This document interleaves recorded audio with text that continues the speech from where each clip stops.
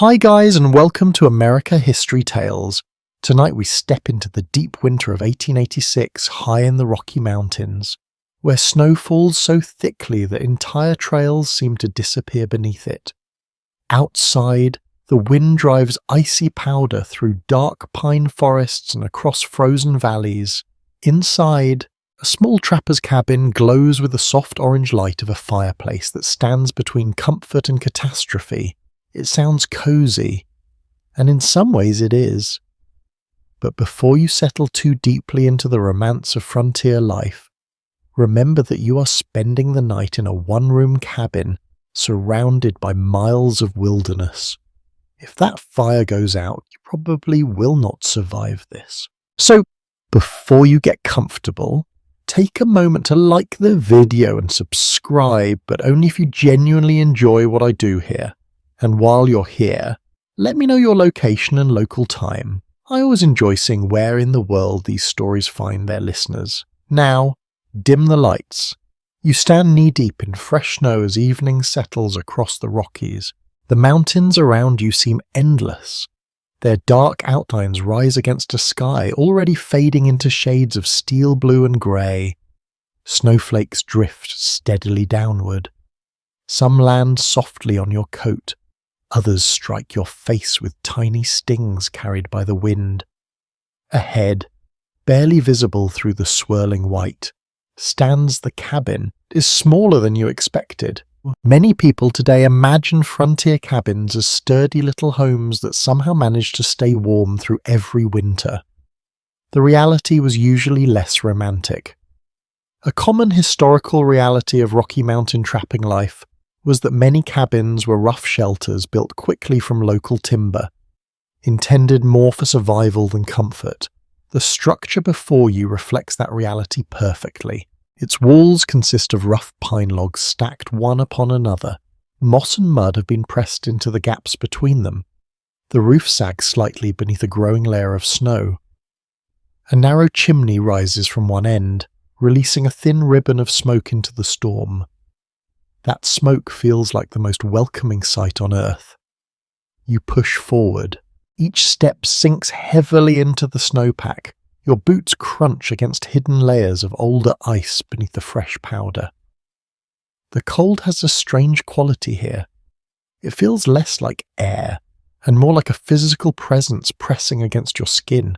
The wind shifts. Suddenly, a gust sweeps across the clearing. Snow explodes around you. For a moment, the cabin disappears completely. You stop walking and wait. This was one of the greatest dangers of mountain storms. Visibility could vanish in seconds. Experienced trappers learned that panic often became deadlier than weather itself. The gust passes. The cabin emerges again. You continue. As you approach, details become clearer. The logs are weathered silver from years of exposure. The door hangs slightly crooked. An axe leans beside a chopping block almost buried beneath snow. Animal pelts stretch across a wooden frame near one wall. Protected beneath a simple overhang, the smell reaches you next. Wood smoke, resin, a faint scent of fur. Perhaps no smell in human history has signaled safety more reliably than smoke from a warm fire during winter. You climb the final few steps to the doorway. Your gloved hand reaches toward the latch. The metal burns with cold even through the leather. You pull. The door groans open. Warm air rushes out immediately. Not truly warm by modern standards, more accurately, less cold, yet compared to the blizzard outside, it feels magnificent. You step inside. The room is dim. Firelight dances across rough log walls. The cabin contains only a handful of furnishings, a simple table, 2 stools, a narrow bunk built against one wall, shelves holding supplies, traps hanging from pegs. Nothing seems decorative. Everything serves a purpose. That practicality defined much of life in remote mountain regions. Objects had to justify the effort required to transport or build them. You close the door behind you. Instantly the storm becomes quieter. Not silent. Never silent. The wind still moans around the walls. Snow rattles against the roof. The cabin creaks occasionally as the structure responds to shifting temperatures. But compared to the world outside, this feels almost peaceful. You move toward the fireplace. The stone hearth occupies one corner of the room. Flames crackle around thick pine logs. Orange light flickers across the ceiling beams. You extend your hands toward the heat. The sensation is extraordinary. First comes pain, then relief, then the strange tingling that follows prolonged cold exposure. You remain there for a while, simply appreciating warmth. A curious little historical detail survives from various frontier accounts. Some mountain men reportedly judged the severity of a winter day by how long it took sensation to return to their fingers after reaching a fire. It was not exactly scientific, but it was certainly memorable. Nearby, a black iron kettle hangs above the flames as steam rises slowly from its lid. The scent drifting from it carries hints of coffee. That scent alone improves your mood. The room reveals itself gradually as your eyes adjust. Bundles of dried herbs hang from rafters. Coils of rope rest beside the wall.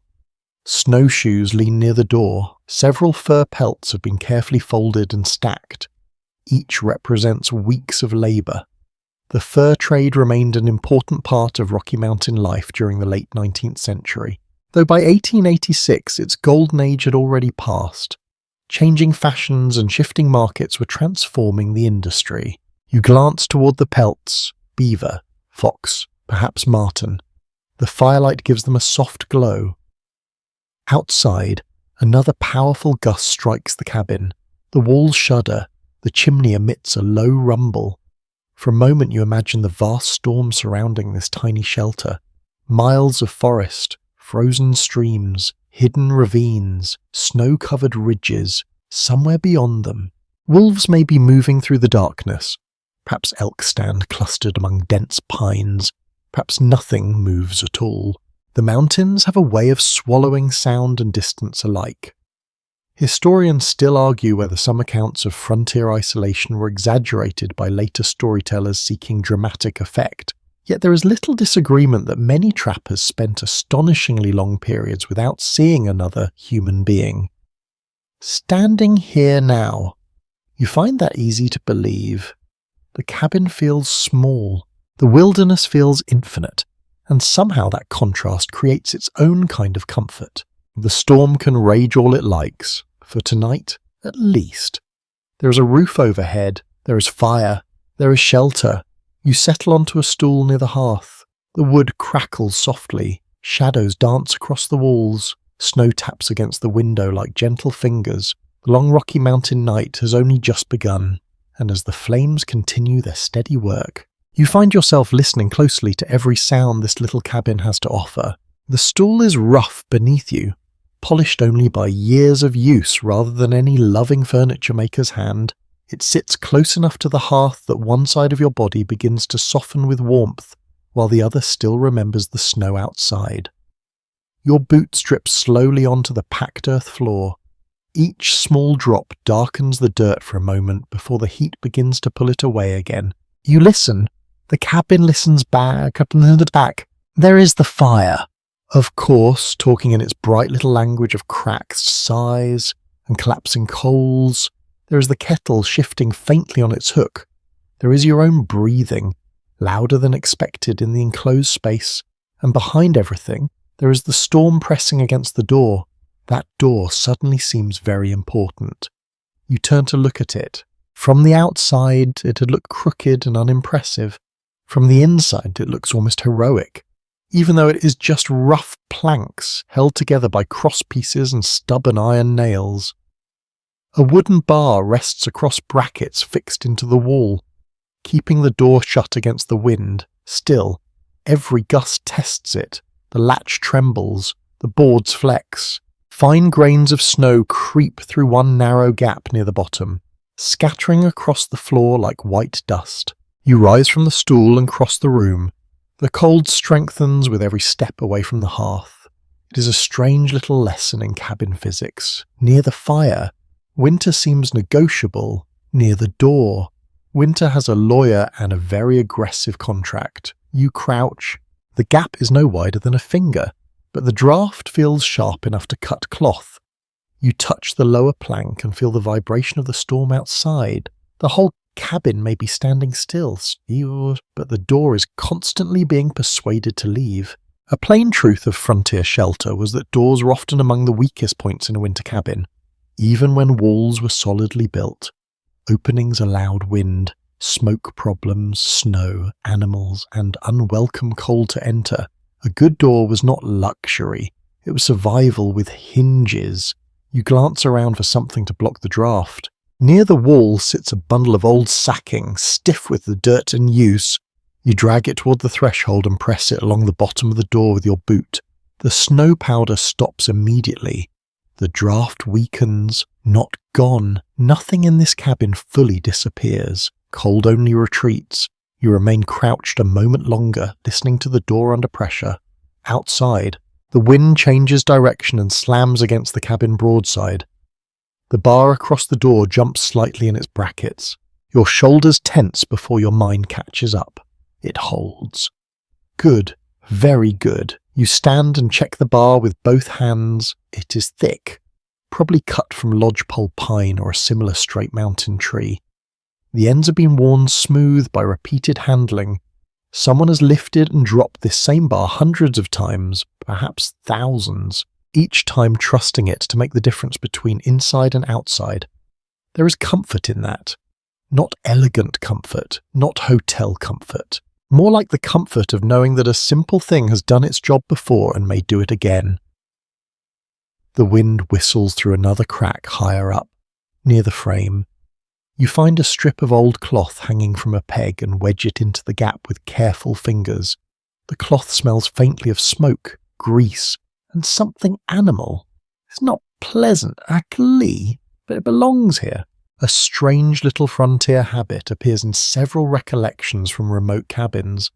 People sometimes saved worn scraps of fabric, old socks, bits of felt, even damaged mitten linings, not because they were sentimental, but because every soft thing could become insulation. Today it sounds like hoarding.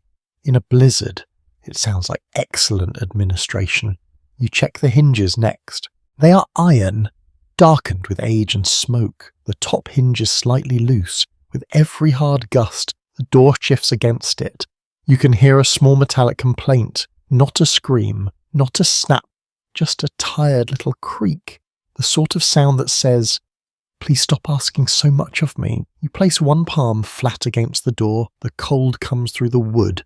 On the other side lies the same clearing you crossed only minutes ago, though already your tracks are probably softening under fresh snow. The chopping block is vanishing. The axe is whitening. The pelts outside are stiffening beneath their overhang. Beyond that, the forest closes in. Beyond the forest, slopes rise into darkness. The Rocky Mountains in the late 19th century were not untouched wilderness, no matter how often later stories describe them that way. Indigenous peoples had known, travelled, hunted, and lived across these lands for generations beyond counting. Miners, railroad crews, ranchers, soldiers, traders, and trappers all left marks as well. Still, in a night storm, all human claims feel temporary. The door knows this. The door is the little line drawn against the mountain. You return to the hearth and pick up a short stick from beside the firewood pile. Then you go back to the frame and use it to press more mud and moss into a loose seam near the jamb. The chinking has dried and cracked with age. In summer, the gap may have been only annoying. In winter, it becomes a tiny thief. It steals heat, it steals sleep, it steals confidence. You push until the seam darkens with packed material. Bits fall to the floor. You try again. There is no glamour in this work. No sweeping frontier music. No heroic pose against the horizon. Just a person in a dim cabin stuffing muck into a wall while snow tries to enter under the door. History is often like that. Less grand than the painting. More useful than the painting. The wind eases for a few breaths, and the sudden quiet seems almost suspicious. The cabin relaxes. The door stops shaking. Even the fire appears to burn more gently, as if everyone in the room has agreed not to make unnecessary noise. Then the storm returns. A long gust rushes down from the higher slopes and strikes the cabin with a deep, rolling force. Snow hisses across the roof. The chimney drafts hard toward. Flames lean briefly into the room before settling back. You look at the door again. Still closed, still barred, still holding. Historians still argue whether the most isolated trappers of the 1880s should be understood as rugged independent survivors, or as workers tied tightly to trade networks, markets, credit, and outside demand inside this cabin. Both ideas feel true at once. The person who built this door needed hands, tools, wood, and skill, but the reason this shelter exists at all may be hanging from pegs, folded in pelts, or waiting far away in a trader's ledger. The storm does not care about that debate. It only pushes. You go once more to the threshold and test the sacking with your boot. It stays in place. The cloth above the frame flutters weakly but does not fall. The bar sits firm. Your body begins to understand the cabin differently now. At first it was a refuge. Now it is a system. The door, the bar, the chinking, the roof, the hearth, the chimney, the woodpile, the kettle, even the old scrap cloth in the crack, all of them working together to keep you alive through one more winter night. You return to the stool with a quiet respect for every rough board around you. The fire warms your knees. The door shudders softly. Outside, the blizzard keeps searching for a way in. Inside, for now, it finds none. The door continues its quiet battle with the storm, but your attention drifts toward another defender of the cabin, the woodpile. It sits against the far wall in a rough stack of split logs, each piece carrying its own shape, knots, scars, and resin pockets. In modern life, warmth arrives through hidden systems. A thermostat clicks, a furnace wakes. Heat simply appears. Here, every degree of comfort has a weight. You walk toward the pile and crouch beside it. The logs smell wonderful. Fresh pine, dry sap. A faint trace of mountain sunshine preserved inside wood long after the tree itself fell. You pick up one piece. It feels heavier than expected. That alone tells you something important. Dry wood is treasure in a Rocky Mountain winter. Wet wood smokes, hisses, and wastes effort. Dry wood burns cleanly and rewards the labour spent gathering it. You glance at the stack. At first it looked abundant. Now you start counting. One row, then another, then another. Suddenly it seems smaller. Frontier winters had a way of changing how people viewed resources. A pile that looked generous at noon could appear alarmingly inadequate after sunset. Firewood was not measured in logs. It was measured in nights survived. You carry 2 pieces back to the hearth. The fire has settled into a bed of glowing coals. Orange light pulses softly beneath blackened wood. Every few moments a small crack echoes through the room. You kneel and add 1 split log carefully. The flames react immediately. Yellow tongues climb the fresh wood. Resin begins to bubble. A sweet pine scent spreads through the cabin. For a few minutes, the fire grows brighter. Its light reaches corners that had been hiding in shadow. The hanging traps gleam faintly. Tin cups catch orange reflections.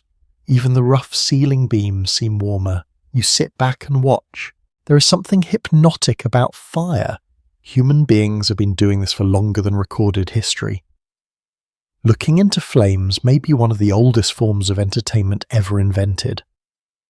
Researchers generally agree that mastery of fire transformed human life in profound ways, extending activity into darkness, providing protection, enabling cooking, and helping communities survive harsh climates. Sitting beside this hearth, it is not difficult to understand why. The fire does not merely heat the cabin, it changes the entire emotional atmosphere. Without it, this room would feel like a wooden box trapped inside a storm. With it, the cabin becomes a refuge. Outside, wind howls through the pines. Inside, flames dance. The contrast feels almost magical. A curious old frontier belief occasionally appeared in mountain folklore. Some woodsmen claimed they could predict the weather by watching how logs burned. Popping fires supposedly meant one thing, lazy flames meant another. Most of these predictions had little scientific support, but they gave people something to discuss during long winters. You imagine two trappers sitting exactly where you are now, arguing over sparks and smoke while a storm rattled the walls. The thought makes the cabin feel less lonely. You stand and examine the remaining woodpile more carefully. The logs vary in size. Large pieces for long overnight burns, medium pieces for steady heat, small kindlings stacked separately in a wooden crate. Someone understood fire management very well. That knowledge mattered. A widespread historical reality of mountain life was that gathering firewood consumed enormous amounts of time and energy. Trees did not magically become usable fuel. They had to be found, cut, hauled, split, stacked, protected from moisture, and rationed. Every piece represented labor. You run your hand across the cut surface of a log. Growth rings appear beneath your fingers. Year after year recorded in wood, good seasons, dry seasons, harsh winters. Perhaps this tree began growing before the American Civil War. Perhaps before gold rushes transformed nearby regions. Now it waits beside a trapper's hearth, ready for one final purpose. The storm outside grows louder. You hear snow sliding from part of the roof with a muffled thump. The sound immediately draws your attention. Roof collapse was a genuine concern in areas receiving heavy snowfall. Cabin builders often tried to create steep enough roofs to shed snow, but storms could still deposit astonishing amounts of weight. You glance upward. The beams hold firm, nothing moves. Still, you feel grateful for every timber overhead. The fire crackles again. A shower of sparks briefly rises through the chimney. The draft appears strong tonight. That is fortunate. Poor drafting could fill as a cabin with smoke. Good drafting turns a fireplace into a reliable machine. You notice an iron poker leaning nearby and use it to adjust one of the burning logs. A cascade of glowing embers tumbles into a brighter position. Instantly the fire responds. More flame, more heat, more light. A tiny adjustment producing a noticeable result. Frontier life often worked that way. Small choices mattered because resources remained limited. Waste enough wood, and tomorrow becomes colder. Protect enough wood, and tomorrow becomes manageable. You settle onto the stool again. The warmth reaches your boots now. Steam rises faintly from damp leather. The cold that followed you into the cabin is finally retreating. Not completely. A little winter always survives indoors. The corners remain chilly. The window edges gather frost. The floor feels cold through your soles. Yet compared to the world outside, it is paradise. A scholarly discussion continues among historians about how much time isolated trappers actually spent in cabins versus temporary camps, lodges, or travel shelters. Surviving accounts vary widely. Some men maintained relatively comfortable winter quarters. Others endured conditions that sound astonishingly primitive even by 19th century standards. Looking around this cabin, you suspect comfort is a relative term. There is no upholstery, no carpet, no insulation worth mentioning, no indoor plumbing, no electric light. And yet many people of the era would likely have considered this place reasonably secure. Perspective changes everything. The kettle begins rattling softly. You rise and move toward it. Steam curls from beneath the lid. The scent of coffee drifts through the room once again. That smell blends with pine smoke and warm wood into something uniquely comforting. Many trappers relied heavily on coffee. It was lightweight, transportable, durable, and deeply appreciated during cold mornings. Some frontier journals mention coffee with almost suspicious affection, as though it were a trusted companion rather than a beverage. You can understand the feeling. The The mountains outside feel enormous. The storm feels endless. The fire feels personal. You lift the kettle slightly and hear water moving inside. Enough remains. Good. You return it carefully to its hook. Then your gaze drifts once more toward the woodpile. The stack appears smaller than before. Not dramatically smaller. Just enough to remind you of a simple truth. The fire never rests. Every minute consumes something. Every hour demands more fuel. The hearth is a partnership. You feed it. It protects you. The arrangement is straightforward, yet surprisingly reassuring. Outside, darkness fully claims the mountain. The last traces of evening vanish beyond the frosted window. The blizzard continues its endless wandering through forests and ravines. But here inside the cabin, the fire glows steadily.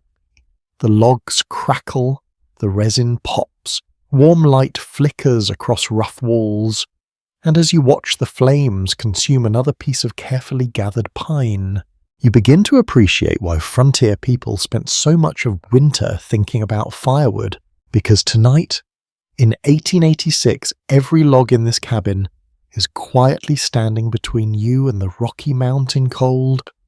The fire has found its rhythm now. It burns with the steady confidence of a thing that knows it is needed. The fresh pine log has blackened along one side, and the coals beneath it glow like a hidden bed of sunset. Warmth rolls outward in gentle waves, touching your knees, your hands, your face, then fading before it reaches the far corners of the cabin. Your stomach chooses this moment to make itself known. Not dramatically, just a quiet, hollow reminder beneath your ribs. The kind of reminder that says warmth is pleasant. Yes, but supper would also be appreciated. You look toward the shelves. They are plain boards fixed to the wall with wooden pegs. No polished pantry, no labelled jars arranged for a charming photograph. Just the hard little inventory of a person who has learned what keeps and what spoils. A flour sack sits folded and tied. A small keg rests beneath it. Beans fill a cloth bag darkened from handling. Strips of dried meat hang from a cord near the rafters, safely away from damp and mice, at least in theory. Syntheria is doing a lot of work there. You stand and cross to the supplies. The floor feels colder away from the hearth. Your boots make soft grinding sounds over packed dirt and scattered bits of bark. The cabin smells now of smoke, wet wool, pine resin, and the faint salty richness of preserved meat. It is not a restaurant smell, it is a staying alive smell. You take down a strip of dried meat. It is stiff, dark, and leathery. A well-documented feature of 19th century frontier food was its reliance on durable staples: flour, beans, coffee, salt pork, dried meat, cornmeal, and hard bread could survive long transport and rough storage far better than fresh foods. In a mountain cabin during a storm, then shelf life mattered more than elegance. Nobody is asking whether the beans have a delicate finish. You set the meat on the table, then you untie the bean sack and scoop a small handful into a tin cup. The beans click against the metal with a dry, musical sound. They look humble, but in this room they are almost luxurious. Protein, warmth, fullness, something for the body to do besides shiver. Of course, beans are not exactly fast food. You glance at them and imagine explaining to a hungry trapper that dinner may require several hours. He would probably stare at you the way a wolf stares at a slow rabbit. Still, some beans have already been soaked in a small pot near the hearth. Someone planned ahead. This is the difference between wilderness competence and spending the night chewing regret. You lift the pot and check inside. The beans have softened. Good. You add water from the kettle, then drop in pieces of dried meat cut carefully with a small knife from the table. The blade is plain and sharp. Its handle has been darkened by years of grease and smoke. Every object here seems to have lost any interest in looking new. It only wants to keep working. You hang the pot over the fire. The water begins to warm. Tiny bubbles gather slowly around the edges. Supper starts as a whisper. Outside, the blizzard answers with a roar. Wind sweeps around the cabin and rattles snow against the walls. The door gives one hard shiver, but the bar holds. Remember that old sacking you pressed along the threshold? It earns its place again. No snow slips beneath the door now. You return to the shelves. There is coffee, coarse and dark, wrapped in paper and stored inside a tin. You open it and inhale. The scent is bitter, smoky, and strangely powerful. Coffee in a place like this feels less like a drink and more like morale with a handle. Period observers frequently noted how prized coffee became among hunters, trappers, soldiers, miners, and travellers in the American West. It was compact, stimulating, and emotionally comforting. In cold country, a hot cup could feel like civilization briefly returning in liquid form. You spoon some into the kettle. The aroma strengthens almost immediately. Now the cabin smells better. Still rough, still smoky, but better. You find flour next. It has been kept in a cloth sack inside a wooden box to discourage dampness and pests. You loosen the tie and peer inside. Pale flour clings to the fabric like dust. It could become biscuits, flat cakes, or thickening for stew. Tonight, with no patience for ceremony, you mix a little with water and a pinch of salt in a small tin basin. The dough is sticky, then dry, then sticky again. Cooking in a trapper's cabin is a polite way of saying negotiation with bad equipment. You work it with your fingers until it forms a rough lump. No one will applaud this biscuit. It will not appear in a bakery window. It has the personality of a small, hollow, tired stone. Still, once placed near the fire on a greased pan or a sieve, it begins to change. The surface tightens, the edges pale, the smell of warming flour fills the room. A lesser-known mountain habit, mentioned in scattered frontier memories, involved using almost anything flat and heat-proof as cookware. Shovel blades, tin plates, pan lids, and even clean stones could be pressed into service. The line between kitchen tool and regular tool was flexible, especially when hunger was making decisions. The stew pot begins to murmur. You stir it with a wooden spoon. Beans roll through cloudy broth. Dried meat softens and releases salt. A thin film of fat glimmers on the surface. It is not fancy, but it is becoming food. You sit again and wait.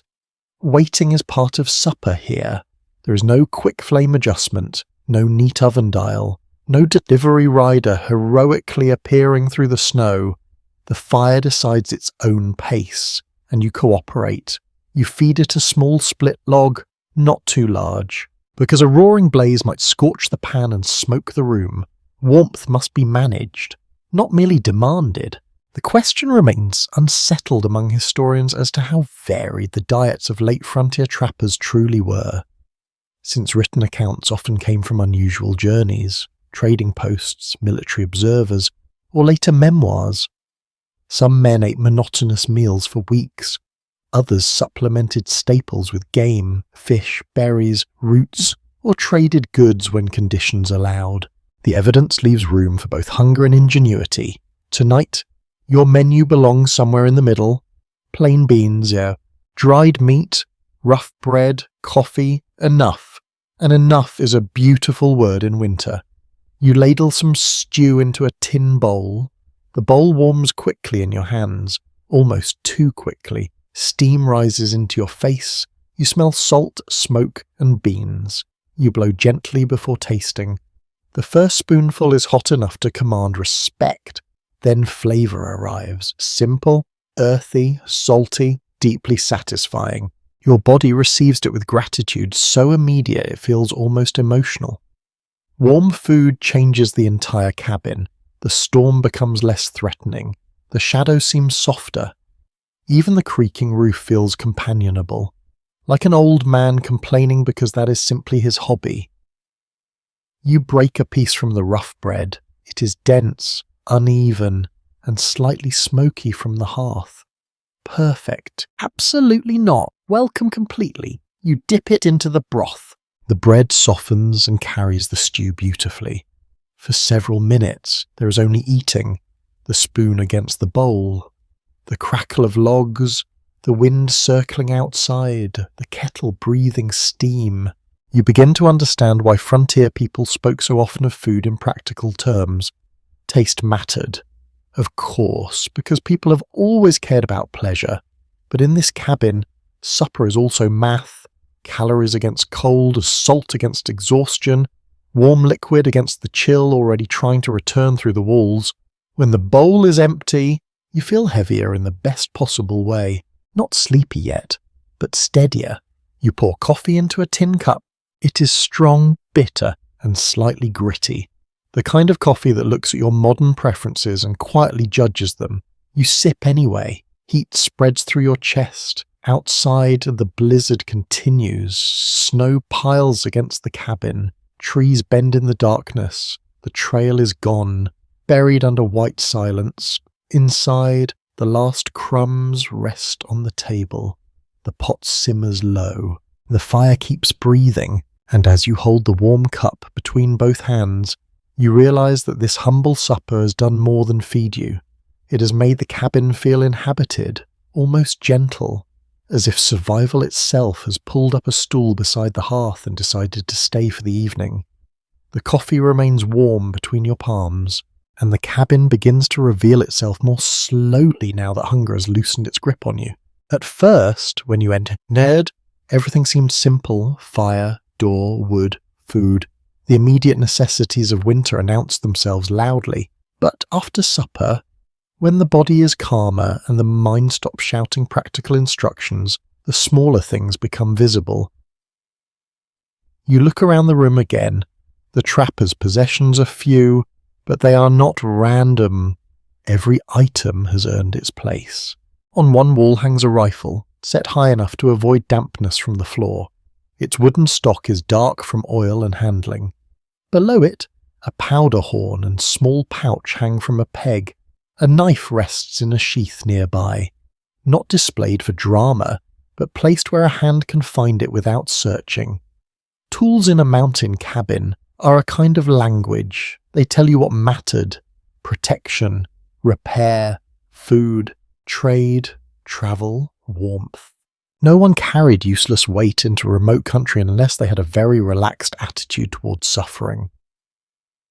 A reliable detail from late 19th century mountain life is that even after railroads and towns expanded across the West, many isolated workers still depended on compact toolkits: firearms, knives, axes, traps, needles, cordage, and cooking gear. Manufactured goods reached remote cabins through trade, but once there, they had to last. You step toward the hanging traps. Their iron jaws catch the firelight. Some are rust-darkened. Others show bright wear along edges and springs. Chains hang stiffly from them, each link heavy and cold. They look brutal to modern eyes, and perhaps they should. Yet to the person living here, they were not symbols. They were income, supper, clothing, debt payment, maybe a winter's chance. You do not touch the jaws. No need to test history with your fingers. That would be a very short educational experience. Instead, you study them from respectful distance. One trap is larger than the others. Another is small enough for marten or mink. A third has a bent tooth that someone repaired with patient hammering rather than replacing the whole thing. Replacement was not always possible. In a cabin like this, repair was not a hobby. It was economics with cold hands. Beside the traps hang rolled pelts tied with cord. You move closer. Fur has a particular smell when stored indoors. Earthy, oily, faintly wild beneath the smoke of the room. The pelts are not glossy showroom objects. They are scraped, dried, handled, and folded. Each has marks of labour still visible if you look closely. There is a beaver pelt, broad and dense, fox fur, softer and warmer in colours. A smaller skin, perhaps marten, dark and sleek. The fur trade by 1886 no longer carried the same explosive power it had earlier in the century, when beaver hats and global demand drew men deep into the interior. Still, trapping continued as part of local economies, especially for people combining hunting, guiding, seasonal labour, trading, and whatever else kept flour in the sack. A curious claim, sometimes repeated in old mountain storytelling, says that seasoned trappers could identify certain animals by the smell of a pelt even in poor light. That may be partly exaggeration, partly practical knowledge, and partly the sort of boast that improves after coffee. But after breathing this cabin air, you can almost believe that scent became its own map. You turn toward the bunk. It's built into the wall from rough boards. A mattress sack lies on top, likely filled with straw, grass, or whatever dry material could be managed.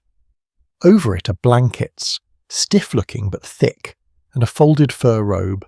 The bed does not invite softness. It suggests endurance.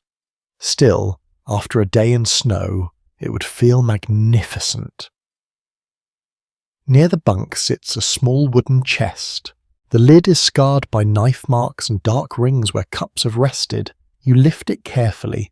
Inside are spare socks, a patched shirt, bits of leather, a tin of grease, a needle case, twine, a comb with missing teeth, and folded paper wrapped in oilcloth. The paper may be letters, accounts, old receipts, or pages torn from a newspaper. You leave them undisturbed. Some privacy should survive even in imagined history.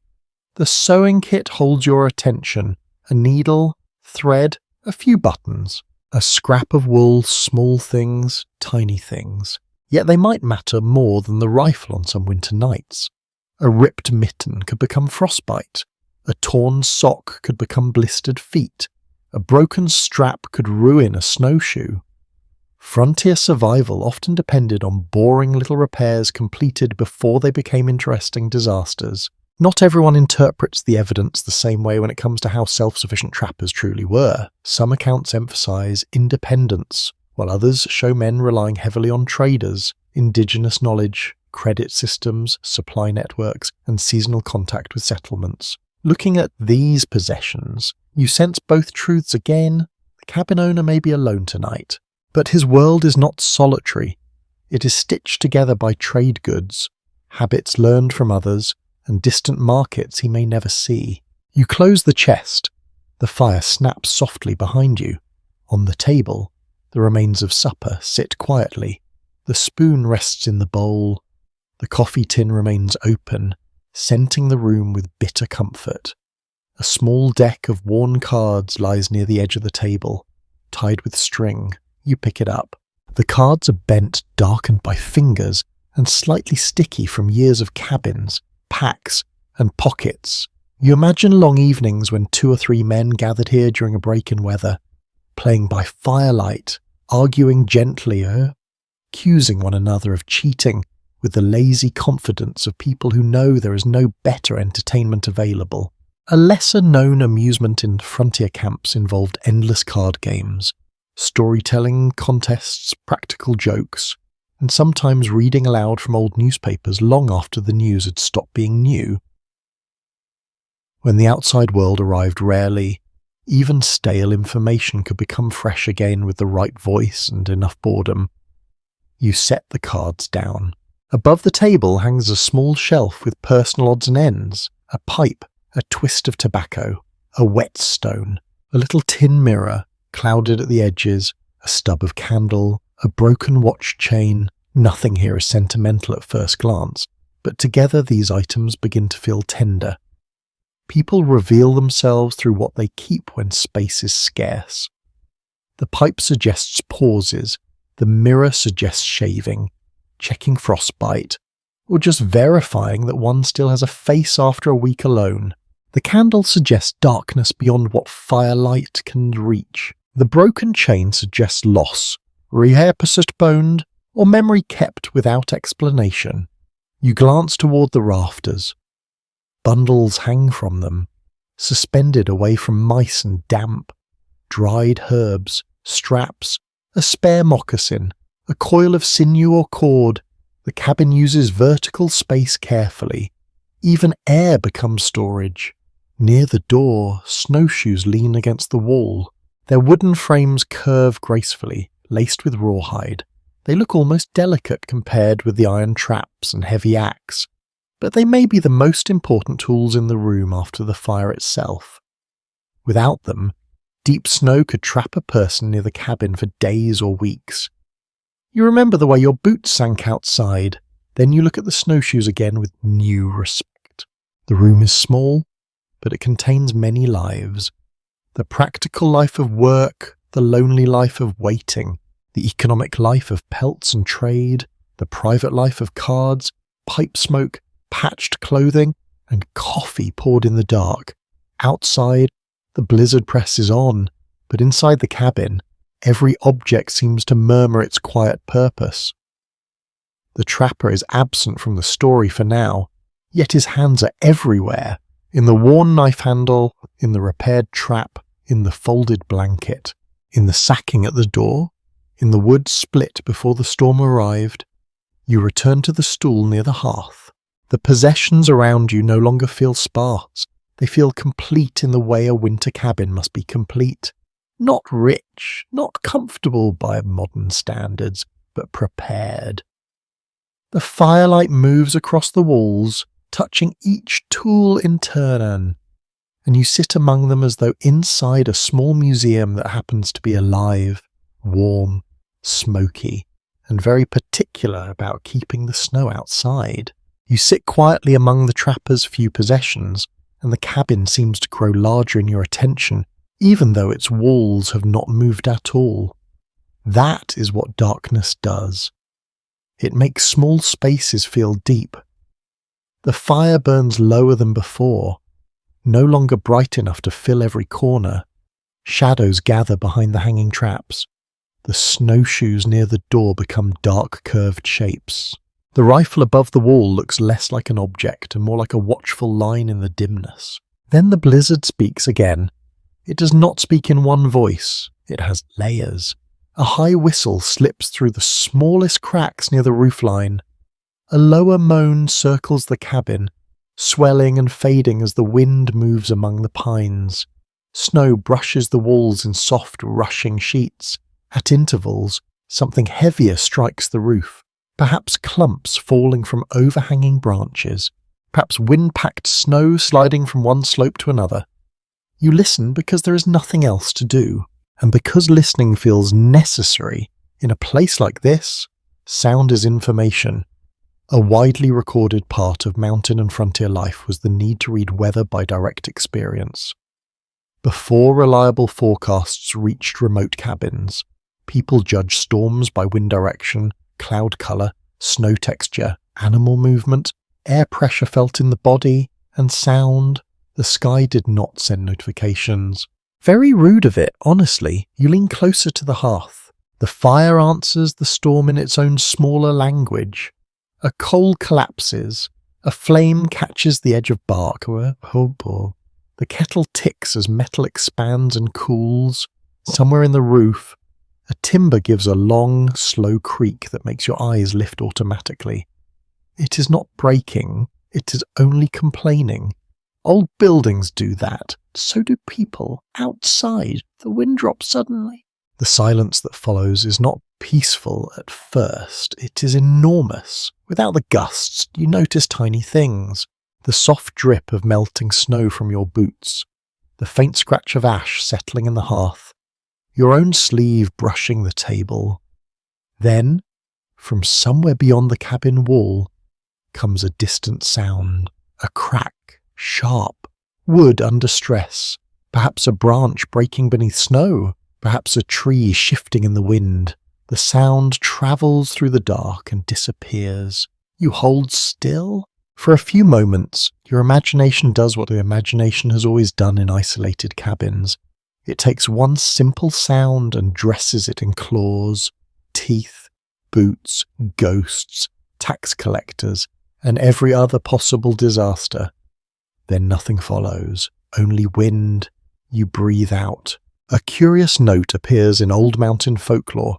Some people believe certain winds carried voices, especially during snowstorms when sound bounced strangely through valleys and timber. More practical listeners blamed echo, trees, and tired minds. The second explanation is probably safer, though admittedly less dramatic around a fire. The storm rises again. This time it comes in pulses. First a soft hiss, then a long push against the wall. Then a deep gust that seems to roll down from the slope above the cabin. The door trembles. The bar holds. The sacking at the threshold stays in place. You remember pressing it there earlier, and the memory gives you a small satisfaction, a humble little victory. Not exactly heroic, but neither is freezing because you neglected a draft. You stand and move toward the small window. It is little more than a square opening fitted with cloudy glass or perhaps oiled covering, depending on what could be obtained when the cabin was built. Frost has feathered across its edges in pale patterns. You cannot see much through it, only darkness, only snow crossing close to the surface. Every flake looks bright for an instant when firelight catches it, then vanishes. You place your hand near the window frame. Cold pours from it. The cabin has zones, and you are learning them. The hearth is life, the door is battle, the window is weakness, the bunk is promise, the shelves are endurance, the floor is patience, and unfortunately, it is also cold. You return to the hearth before your fingers start complaining formally. Another sound comes from outside, this one is softer. A faint scrape, then stillness, then another scrape. You turn your head slowly. It could be snow sliding down the wall. It could be a branch rubbing against logs. It could be an animal passing near the cabin, nose low, paws light, following scents nearly erased by snowfall. The Rockies held wolves, coyotes, foxes, bears, elk, deer, mountain lions, and countless smaller creatures during the 19th century. In winter, many animals moved carefully, conserving energy and following sheltered routes. A cabin with food smells, hides, and smoke could attract attention, though most visitors preferred easier meals than arguing with a barred door. Still, you listen. The scrape does not return. You almost laugh at yourself. Almost. The question of how frightened experienced trappers actually were during nights like this remains difficult to answer. Personal writings often present bravery, humour, or matter-of-fact endurance, but private fear rarely leaves tidy records. Some historians suggest that frontier memoirs polished away vulnerability. Others argue that practical familiarity genuinely reduced fear. Sitting here now, you suspect both can be true. A person may know the sound is only snow and still feel the body tighten before the mind relaxes. The fire dims again. That is a sound too. A lowering sound. Less crackle, more glow. You add a medium log, remembering the woodpile and its quiet arithmetic. The new wood lands with a soft thud. Sparks lift and vanish into the chimney. The smell of fresh resin returns, bright and sweet. Warmth increases. The cabin exhales. You settle back onto the stool and let the sounds arrange themselves. Wind on the roof, fire in the hearth, kettle lid ticking, door bar shifting faintly, snow brushing the walls, you're breathing. It becomes almost musical, not beautiful in the polished sense. No orchestra would advertise this as Blizzard in one-room cabin, featuring anxious listener and slightly smoky kettle. But it has rhythm, it has repetition, it has enough variation to keep you awake and enough steadiness to make you drowsy. You begin to understand how people slept in such places, not by ignoring the world outside, but by becoming familiar with its noises. The first gust alarms you. The 10th becomes weather. The first roof creak startles you. The next belongs to the house. The first scrape outside opens every nerve. The silence afterward teaches you to wait. Surviving accounts from rural and frontier households often show how deeply people knew the ordinary sounds of their buildings. A strange noise mattered precisely because familiar noises formed a background. In that sense, the cabin is already teaching you its language. A long gust comes again, the flames lean, smoke hesitates near the hearth, then draws upward, The wall beside the door creaks. The snow hisses like sand across frozen ground. You close your eyes for a moment and listen without looking.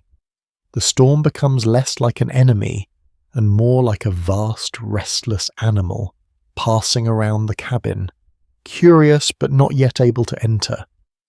The fire becomes the smaller animal beside you, fed by your hands, glowing with loyal hunger.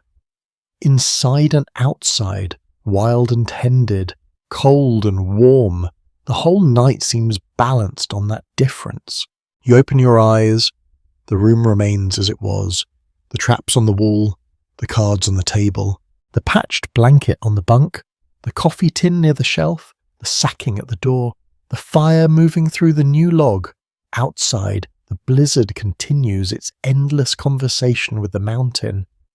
But inside, you're beginning to hear something else beneath it, the soft, stubborn sound of shelter holding. The cabin settles into a quieter mood after the long conversation between fire, wind, and darkness. The bowl from supper still rests on the table. The coffee is cooled enough to sip comfortably. Shadows move lazily across the walls whenever the flames shift. Outside, the blizzard continues its patient work, piling snow against trees, filling hollows, and erasing tracks that may have existed only hours ago. You glance again toward the stacked pelts. In the flickering firelight, they seem almost alive, not because they move, because they represent journeys. Every folded skin hanging in this cabin once belonged to an animal moving through forests, across frozen streams, beneath the same mountains, hidden by snow. Then came the trapper, then the trap, then the careful work of preparing fur for trade. The story does not end there. In fact, it barely begins there. You rise from the stool and walk closer.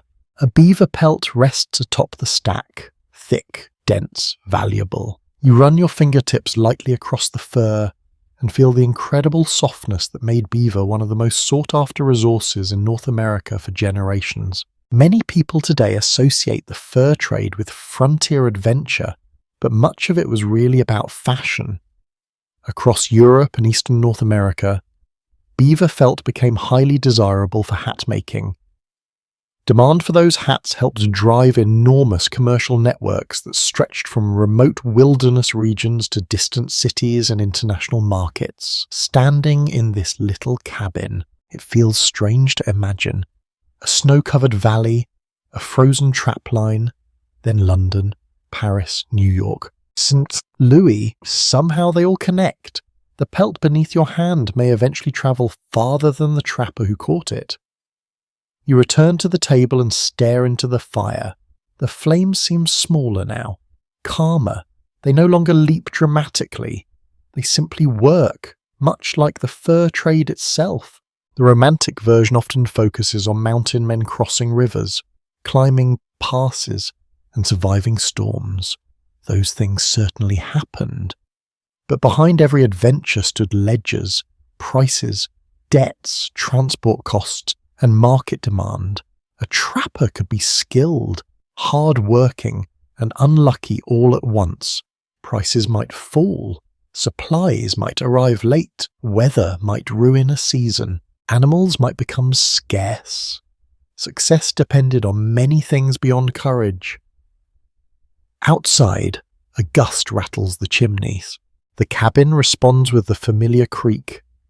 You've begun recognizing individual sounds now. The long groan from the roof beam, the lighter tap from the kettle lid, the faint shuffle of hanging pelts brushing one another when the cabin shifts. The place feels less mysterious than before. Less mysterious. Not less interesting. There is a difference. You study the traps hanging on the wall again. Each one represents investment. Iron was not free. Transport was not free. Time certainly was not free. The trapper who owned this cabin likely spent countless hours maintaining equipment, checking trap lines, cleaning pelts, preserving supplies, repairing clothing, and preparing for weather exactly like tonight's storm. A recurring feature of frontier economies was that labour often disappeared from the story. Later generations remembered the adventure, but forgot the maintenance. Yet maintenance consumed enormous portions of daily life. The cabin itself proves it. Cabin, every repaired hinge, every patched blanket, every stacked log, every carefully stored bean, all evidence of invisible work. The fire pops suddenly. A spark rises and vanishes. You smile. Feels almost like the cabin agreeing. Near the shelf, you notice something you overlooked earlier. A folded ledger book, not large, not elegant, just a small notebook protected by a leather cover darkened from years of handling. You do not open it, but its presence sparks your imagination. Perhaps it contains accounts, perhaps lists of supplies, perhaps locations of trap lines, perhaps notes about trading posts, perhaps reminders written during long winter evenings. A surprisingly common reality of 19th century frontier life was literacy. While educational opportunities varied enormously, many trappers, traders, soldiers, ranchers, and labourers kept journals, account books, letters, or records. The wilderness was not populated entirely by silent figures staring dramatically into sunsets. Some of them were doing paperwork. That may be the least cinematic sentence in frontier history, and yet it is true. The thought makes you chuckle softly. Outside, snow strikes the window in a fresh burst. The sound resembles handfuls of dry sand thrown against glass. You imagine the route these pelts might take once winter eases, first to a nearby trader, then perhaps by wagon, perhaps by rail. The railroads changed much of the American West during the 19th century, shrinking distances that once required weeks or months to cross. By 1886, trains connected regions that earlier generations of mountain men could scarcely have imagined reaching quickly. Yet here you are, sitting in a cabin that still feels wonderfully isolated. Progress rarely arrives everywhere at the same speed. Some places remain old longer than others. A tale occasionally repeated among Rocky Mountain trappers claimed that experienced fur buyers could judge the quality of a pelt from several feet away without touching it. Whether that reputation was entirely deserved is difficult to know. Like many occupational legends, the story may have improved each time it was told. Still, you can picture the scene, a trader lifting a skin, squinting critically, pronouncing judgment, everyone nearby pretending not to care while caring very much. Human nature changes less than technology. You add another small log to the fire. The flames brighten instantly. Warm light spreads across the room again. The pelts glow softly. The rifle reflects a faint orange line. The cards on the table cast tiny shadows. The available evidence does not fully settle how independent Rocky Mountain trappers remained by the late 1880s. Some researchers emphasize the growing influence of railroads, towns, and commercial systems. Others point out that daily life in remote regions could still resemble earlier decades in remarkable ways. Sitting here tonight, both interpretations seem reasonable. Outside this cabin, America is changing rapidly. Railroads expand, cities grow, industries develop, telegraph wires stretch across enormous distances. Yet inside these walls, survival still depends on firewood, dry socks, sturdy doors, and enough food to reach spring. History often works this way. Different centuries overlap, different worlds coexist. A train may be crossing a distant state while a trapper checks a snow-covered line much as his predecessors did decades earlier. The wind eases for a moment. You hear almost nothing, just the fire, the kettle, your breathing. Then you notice another sound, the faint rustle of fur. One of the hanging pelts shifts slightly as warm air rises from the hearth. The movement is tiny, barely noticeable. Yet it draws your attention. These pelts are more than products. They are the reason this cabin exists, the reason supplies were purchased, the reason trap lines were walked, the reason winter risks were accepted. Without the trade, the cabin becomes difficult to explain. Without the cabin, the trade becomes difficult to sustain. Each depends on the other. The storm presses gently against the walls again, less violently now, more steadily, almost as if the mountains themselves have grown tired. You return to your stool. The wood is warm from sitting near the fire. The coffee tin remains open. The scent of smoke hangs comfortably in the air. Around you, every object reflects a wider network invisible in the darkness beyond the cabin. Traders, railroads, factories, tanneries, hat makers, merchants, customers, account books, freight cars, rivers, trails, all connected somehow to this single room. And yet, as you sit beside the hearth listening to the snowdrift against the walls, the vast machinery of commerce feels very far away. The cabin remains what it has been all evening, a small island of light, a shelter in the storm, a place where global markets eventually arrive disguised as fur hanging quietly beside a fire. The idea of all those distant markets fades slowly from your mind as the cabin returns to its nearest concerns: smoke, drafts, warmth, breathing. Very humble subjects, perhaps, but tonight they are more important than any city ledger. The fire has brightened after the fresh log, and for a while it burns with clean confidence. Flames curl upward, coals pulse red beneath the blackened wood. The chimney draws steadily, carrying smoke out into the blizzard. Then the wind shifts. You feel it before you fully understand it. A pressure change moves through the room. The flames lean sideways. Smoke hesitates at the mouth of the fireplace, gathering in a faint grey layer before being pulled upward again. You watch carefully. Another gust comes. This time, a thin ribbon of smoke escapes into the room. It drifts low at first, then rises toward the rafters, spreading across the ceiling like a tired ghost that has lost interest in haunting properly.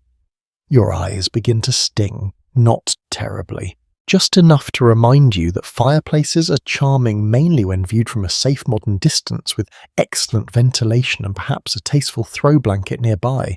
You stand and step closer to the hearth. The problem is not the fire itself. The problem is the struggle between chimney draft and mountain wind. Outside, snow is piling around the cabin, and the chimney above the roof may be catching gusts from changing directions.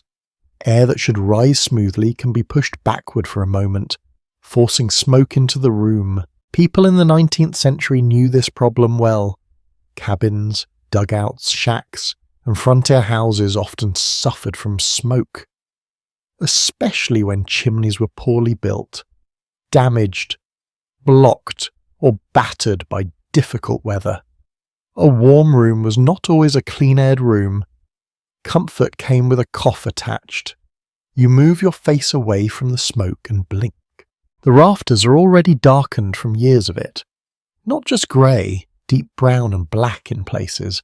The upper logs near the fireplace carry a permanent stain, evidence that tonight is not special. This cabin has smoked before. It will probably smoke again. It may even consider smoke part of its personality. You take the iron poker and nudge the burning log inward. A half-charred end had rolled too close to the front of the hearth. When you push it back, the flames settle deeper into the fireplace. Smoke lessens. Good. Very professional. You have moved wood 6 inches and briefly become master of ventilation. Outside, snow hits the roof in dry waves. You glance toward the chimney area above the hearth. The stones are rough, mortared unevenly, and patched in several places with clay. It is a practical chimney, not a beautiful one. Some stones are rounded river rock, others look chipped from a nearby outcrop. The builder used what could be found. A repeated observation in accounts of remote cabins is that chimneys were often improvised from stone, mud, sticks, clay, barrels, or whatever materials were available. When done badly, they smoked.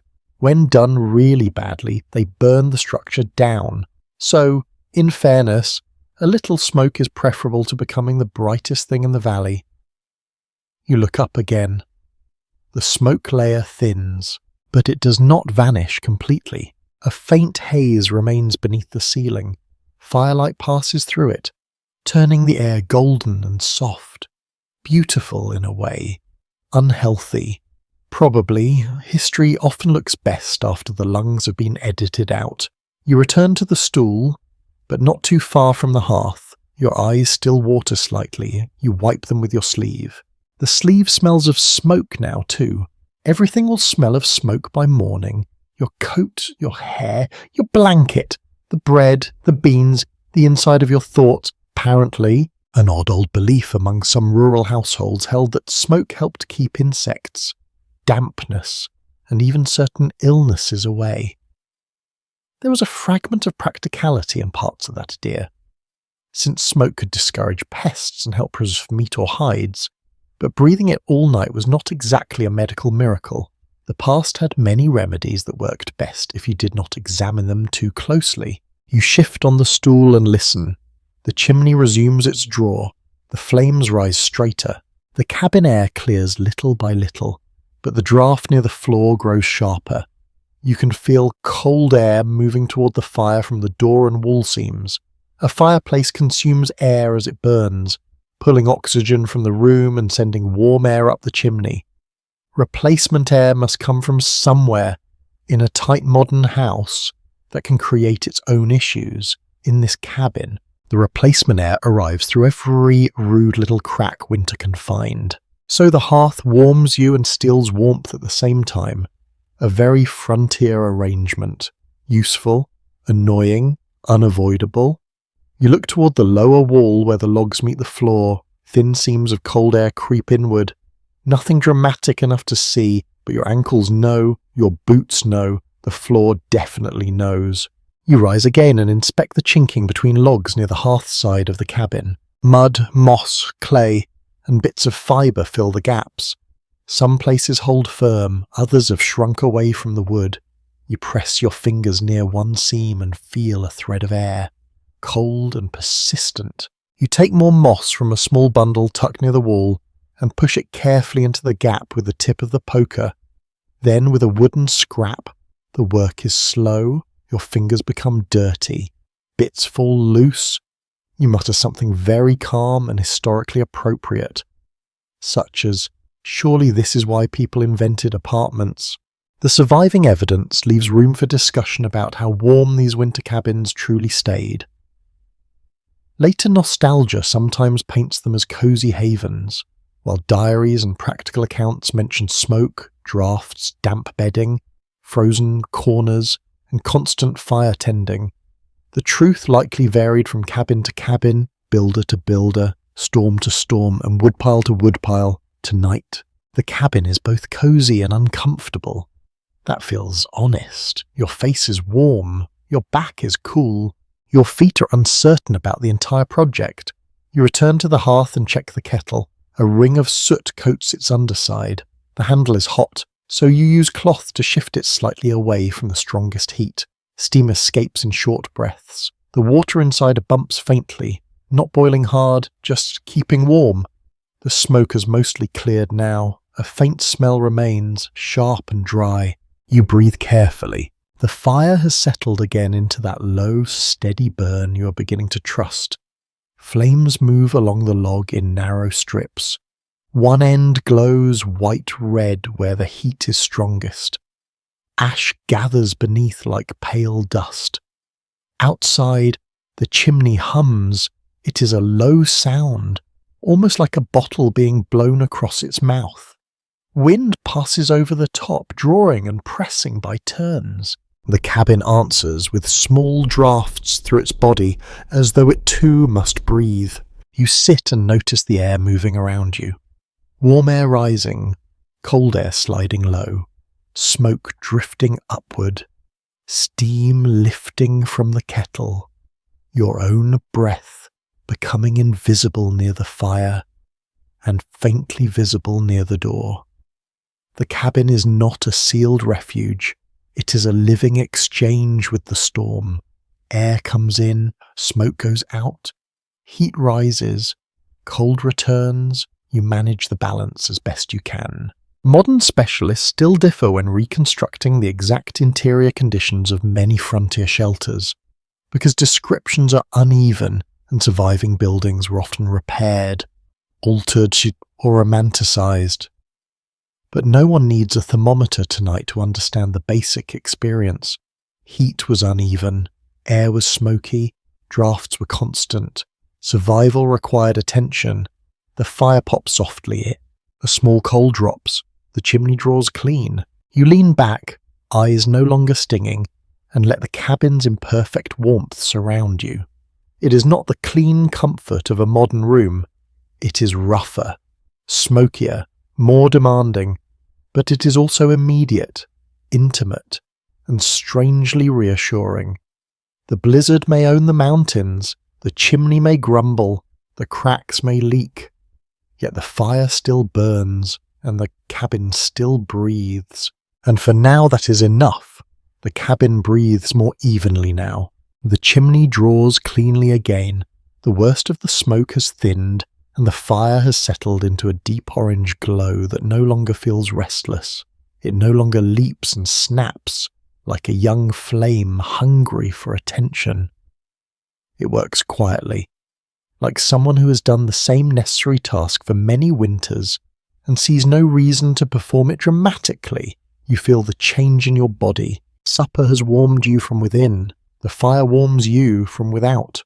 The blizzard remains outside, but your thoughts begin to soften around the edges. The hard alertness of arrival is fading. Your shoulders loosen. Your eyelids grow heavier. The cabin, with all its drafts and smoke and stubborn little inconveniences, begins to feel almost kind, almost. Then your back reminds you that you've been sitting on a wooden stool. Frontier furniture, it turns out, was not designed by people overly concerned with lumbar support. You stand slowly and stretch. The room shifts around you in firelight. The traps throw long shadows across the wall. The snowshoes near the door lean like tired travellers. The table is cluttered with the evidence of supper. A tin bowl, a spoon, crumbs from rough bread, and the coffee cup that has done more emotional labour than any cup should be expected to do. Your gaze moves toward the bunk.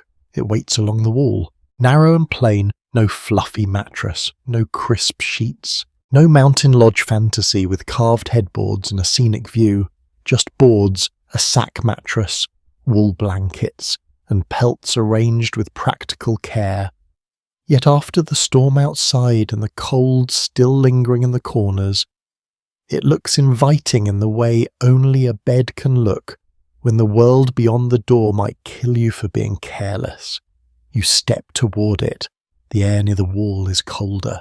Not sharply cold, but enough that you notice. Heat gathers near the hearth and rises toward the ceiling, leaving the bunk in a cooler band of air.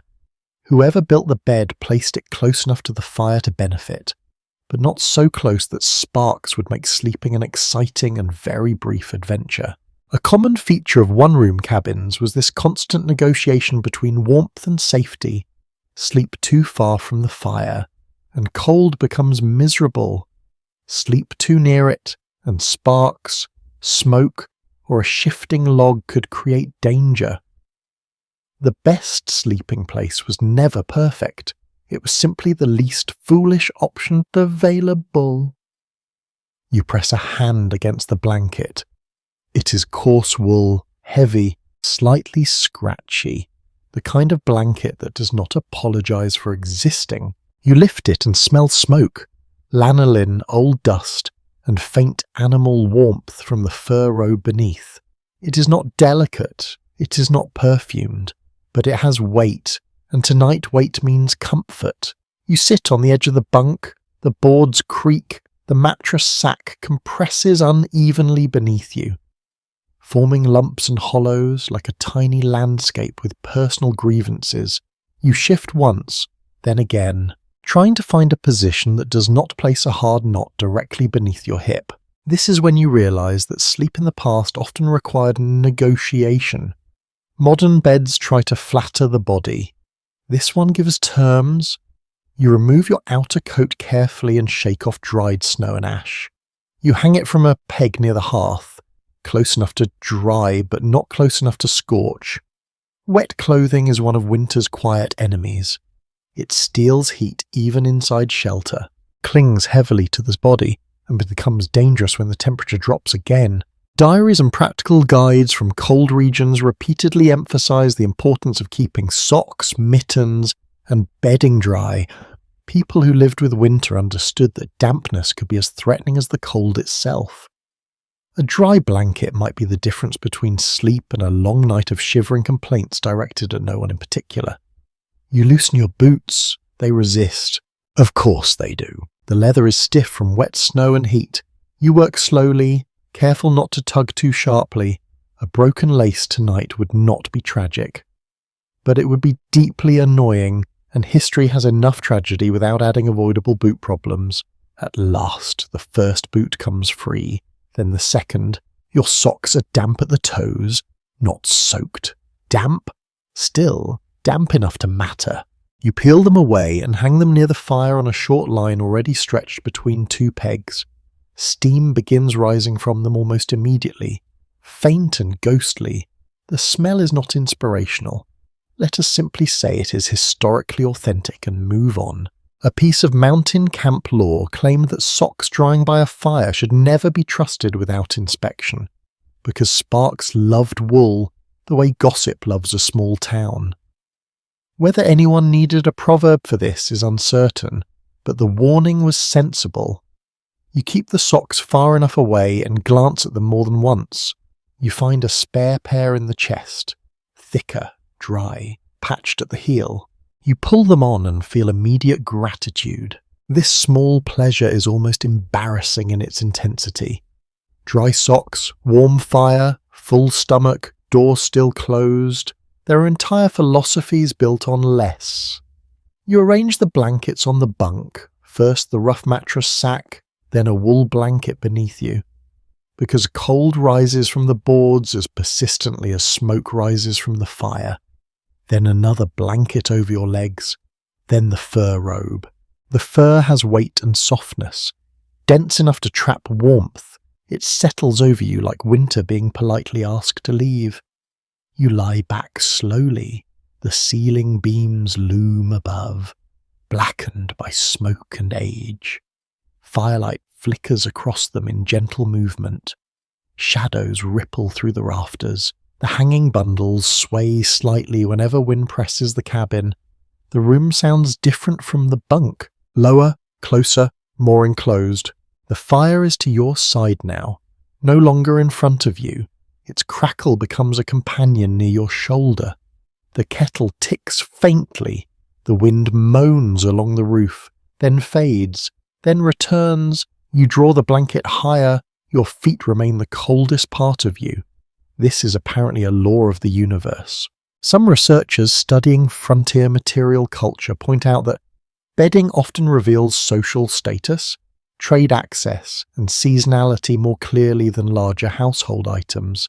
Blankets, robes, quilts, and bed sacks were not merely domestic comforts. They were portable survival technology. In a cabin like this, bedding was equipment. You feel that truth immediately. The fur traps heat. The wool absorbs the warmth slowly. Your body begins to create a small climate beneath the covers. Outside, the storm continues to erase the world. Inside, you make a private weather of breath and cloth. Questions remain about how often solitary trappers slept through entire winter nights without interruption. Some narratives imply deep, exhausted sleep after hard labour. Others suggest frequent waking to tend fires, check weather, listen for animals, or respond to cold. The most likely answer is that sleep came in pieces, shaped by habit, danger, and the fire's mundo. You suspect this night will be one of pieces. The log on the hearth shifts. A small collapse of embers brightens the room.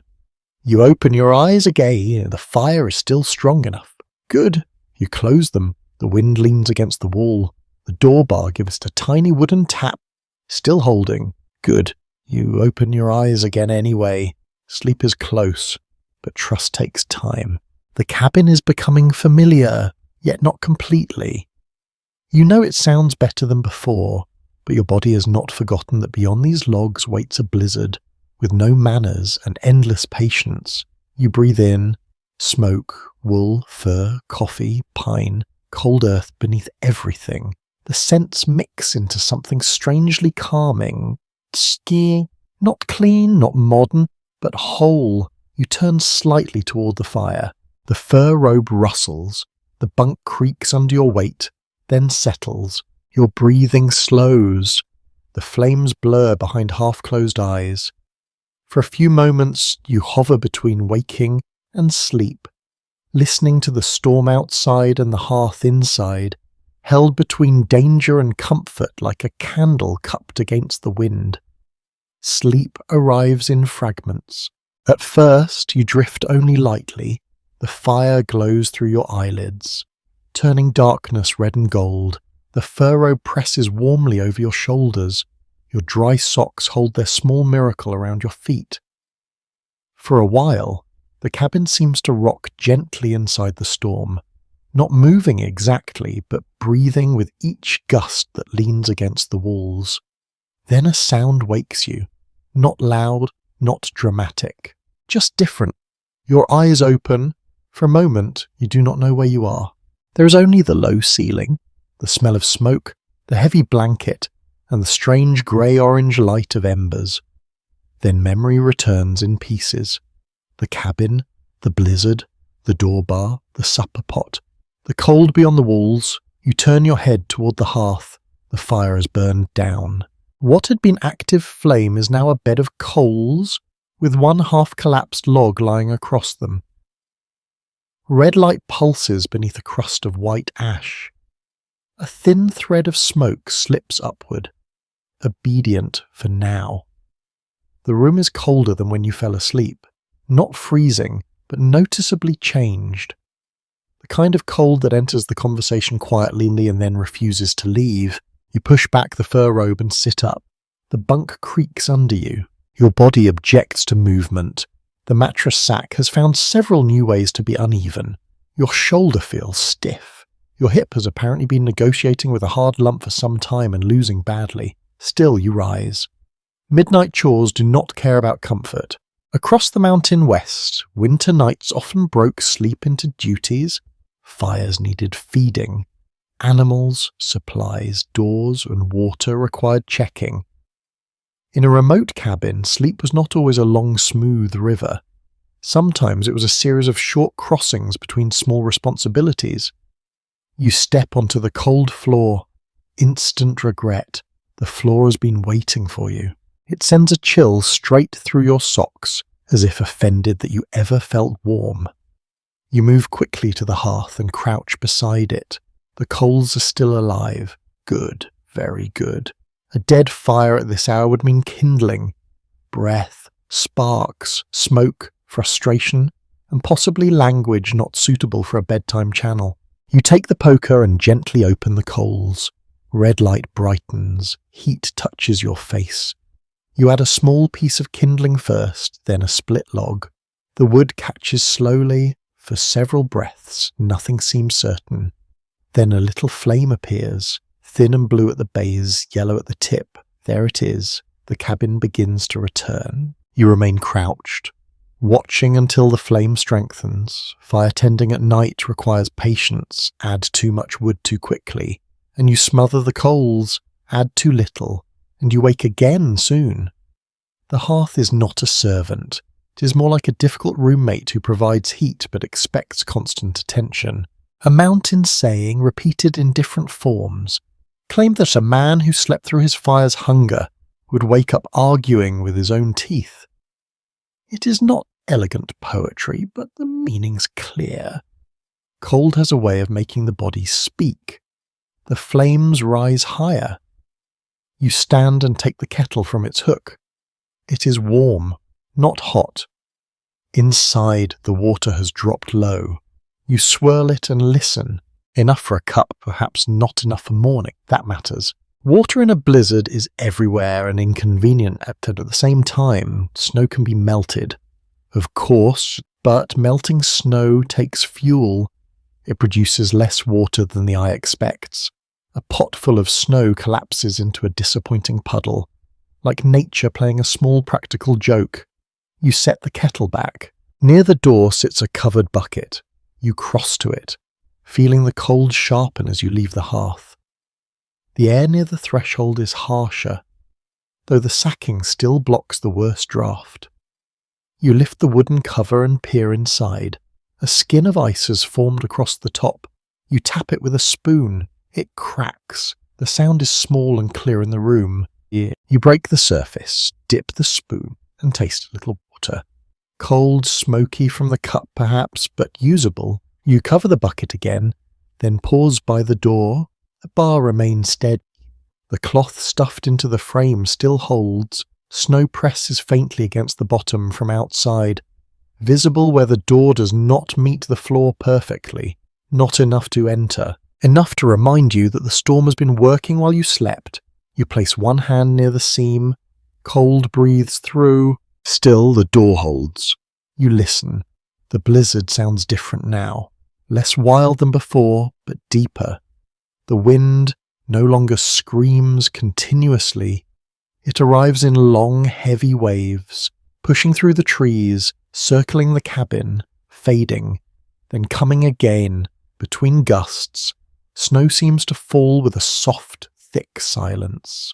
Some frontier travellers wrote that the middle of a winter storm could feel calmer than its beginning, not because danger had passed, but because the world had grown buried enough to muffle itself.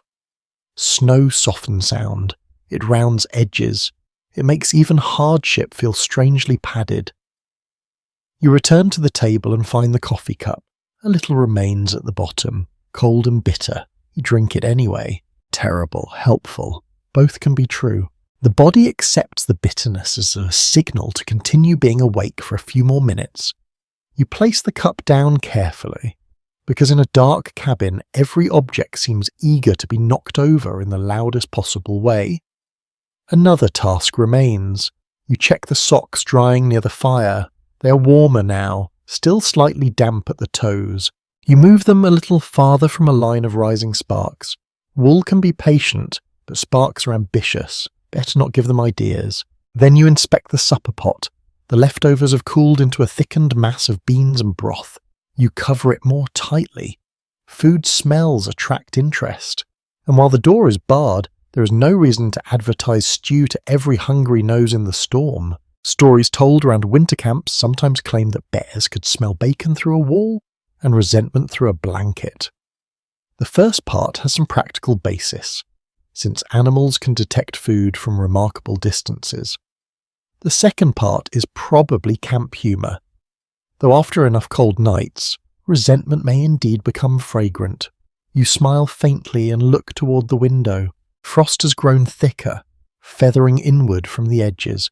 Firelight catches the patterns, and for a moment they resemble tiny white forests on the glass. Outside the real forest stands hidden, bowed beneath snow, branch tips shaking in wind you cannot see. Different records give different impressions of how often remote cabins faced animal visitors during severe weather.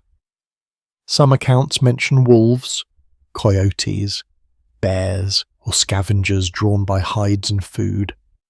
Others describe long winters when the only disturbances were weather and loneliness. The record is uneven, shaped by memory, exaggeration, and the simple fact that quiet nights rarely become famous stories. Tonight remains quiet. So far, you return to the hearth. The new log is burning well now. Flames curl around its sides. Heat spreads across your shins. The room has already warmed slightly. Or perhaps you are merely no longer standing beside the door. You take a moment to bank the fire more carefully. Coals are drawn together. The log is angled so it will burn steadily rather than flare too quickly. A smaller piece rests nearby, ready if needed.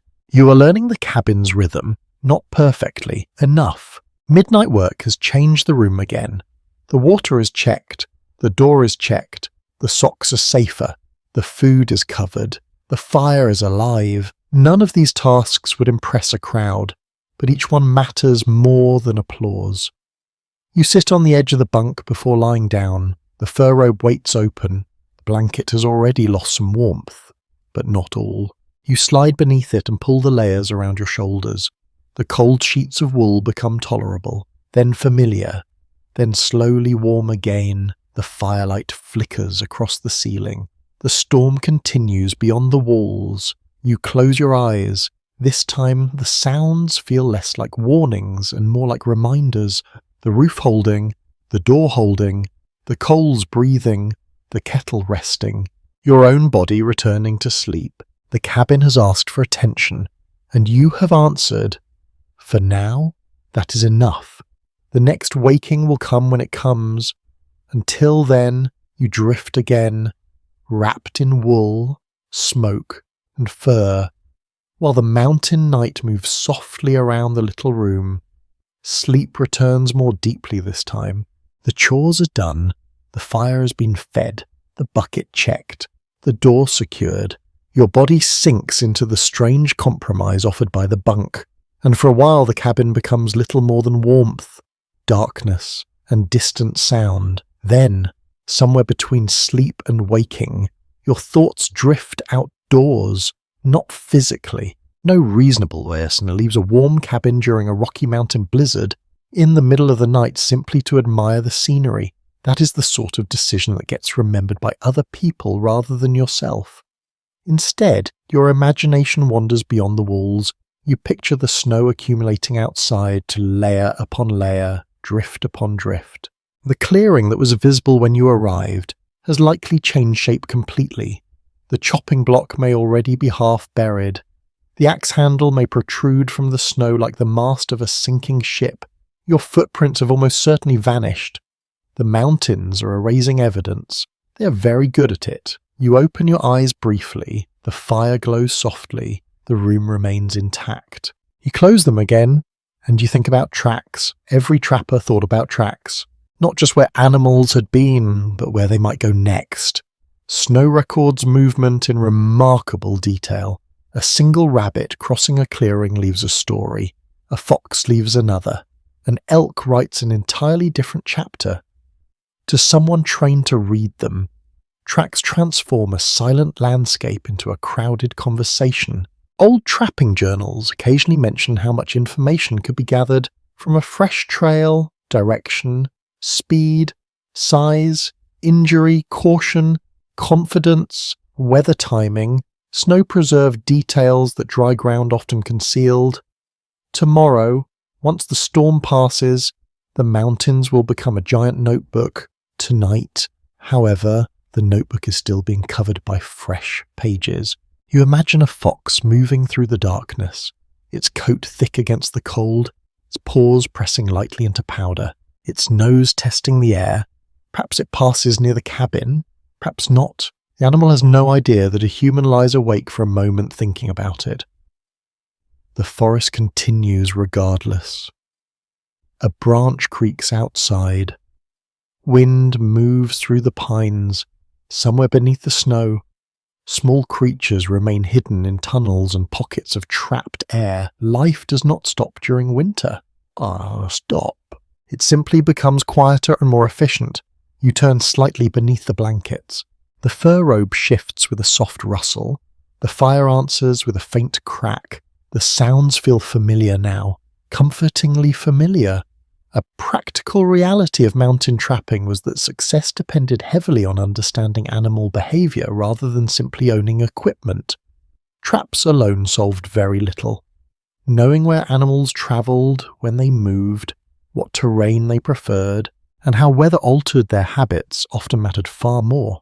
The best trapline was not necessarily the longest. It was the smartest. You imagine the trapper who owns this cabin walking through fresh snow at dawn. Snowshoes beneath his feet. Breath rising in white clouds. Eyes scanning every drift and tree line. He would notice things you miss. A broken twig, a faint depression, a trail partly filled by snowfall, a place where something stopped, a place where something hesitated, a place where something ran. Experience sharpens observation in remarkable ways. A mountain saying once suggested that the snow tells the truth, but only to people patient enough to listen. Like many frontier sayings, it sounds poetic until you realize it may have originated with someone trying to explain why a younger trapper missed obvious tracks. The storm outside seems gentler now, not weaker, different. Its violence has become distant, spread across slopes and valleys beyond the cabin. Here, near the hearth, only the softer sounds reach you. Snow settling, wind brushing timber, the occasional low murmur of the chimney. You picture larger animals now, elk gathered in sheltered timber, mule deer conserving energy, perhaps a moose standing motionless near a stream hidden beneath ice. The Rocky Mountains of the 19th century supported abundant wildlife in many regions, though numbers varied dramatically depending on hunting pressure. Habitat, elevation, and local conditions. Travelers often described seeing signs of animals even when the animals themselves remained invisible. Tracks were often easier to find than the creatures that made them. Your mind drifts again. This time to wolves. Not the giant monsters of sensational stories. Real wolves. Lean, intelligent, careful. A pack crossing fresh snow leaves a pattern very different from that of a single animal. Multiple sets of tracks weave together, sometimes overlapping so neatly that the trail appears made by only one wolf. The effect is surprisingly orderly. Researchers studying wolf behavior have noted how efficiently packs travel, often placing paws in nearly identical positions. To an inexperienced observer, the trail can seem deceptive. You imagine such tracks appearing tomorrow morning beyond the clearing, a silent announcement that other lives continued through the storm. The available evidence from trapping records and frontier accounts paints a mixed picture regarding attitudes toward predators. Some people admired wolves, others hated them. Many viewed them primarily through practical concerns involving livestock, competition, or survival. Human relationships with predators have rarely been simple. The fire settles lower, you hear a small collapse of embers, your eyes open again and the room glows faintly red. Enough light remains to outline the table, the door, and the hanging pelts. For a few moments, you simply watch. The cabin feels suspended in time. Outside, weather changes, animals move, snow falls. Inside, everything remains still. You wonder what tracks existed before the storm arrived. Perhaps deer crossed the clearing. Perhaps a fox investigated the woodpile. Perhaps a rabbit sheltered beneath the overhang where pelts hang drying. The snow has likely erased them all by now. That thought feels strangely peaceful. The mountains keep very few permanent records. A footprint survives a day, a trail survives a week, a cabin survives decades if cared for. Eventually even those disappear. Yet for now, the cabin remains, the trapline remains, or the forest remains. And tomorrow morning, when the storm finally loosens its grip, new tracks will appear to replace the old, another story written across fresh snow, another conversation between animals and landscape, another puzzle waiting for someone patient enough to read it. A lesser-known habit among some experienced woodsmen involves studying tracks almost as a form of entertainment during long winters. One set of prints could inspire 10 minutes of speculation. Where was the animal going? Why did it stop? Why did it turn? Why did it circle that tree? To modern observers, it might resemble detective work performed by people with very few competing distractions. You smile faintly at the thought. Then the smile fades into drowsiness. The warmth beneath the blankets has deepened. Your feet are finally comfortable. The fur robe feels heavier than before. The storm continues its quiet labour beyond the walls. Somewhere out there, real tracks are vanishing beneath fresh snow. Tomorrow new ones will arrive. Tomorrow there will be signs to read, questions to answer, patterns to notice, but those belong to daylight. For now, you sink deeper into the bunk while the fire glows softly beside you, and the wilderness beyond the cabin continues moving through the darkness unseen, leaving stories in the snow that no one has read yet. The thoughts of tracks and unseen animals fade slowly. Like snow settling over older footprints, sleep covers them one layer at a time. You drift deeper. The cabin remains around you, steady and familiar now. The creak of a beam no longer startles you. The sigh of the chimney belongs to the room. Even the wind has become less of an intruder and more of a distant neighbour who insists on speaking too loudly after midnight. For a while, you sleep. Then you wake again. Not fully, just enough to know that something has changed. The fire is lower. The room is darker.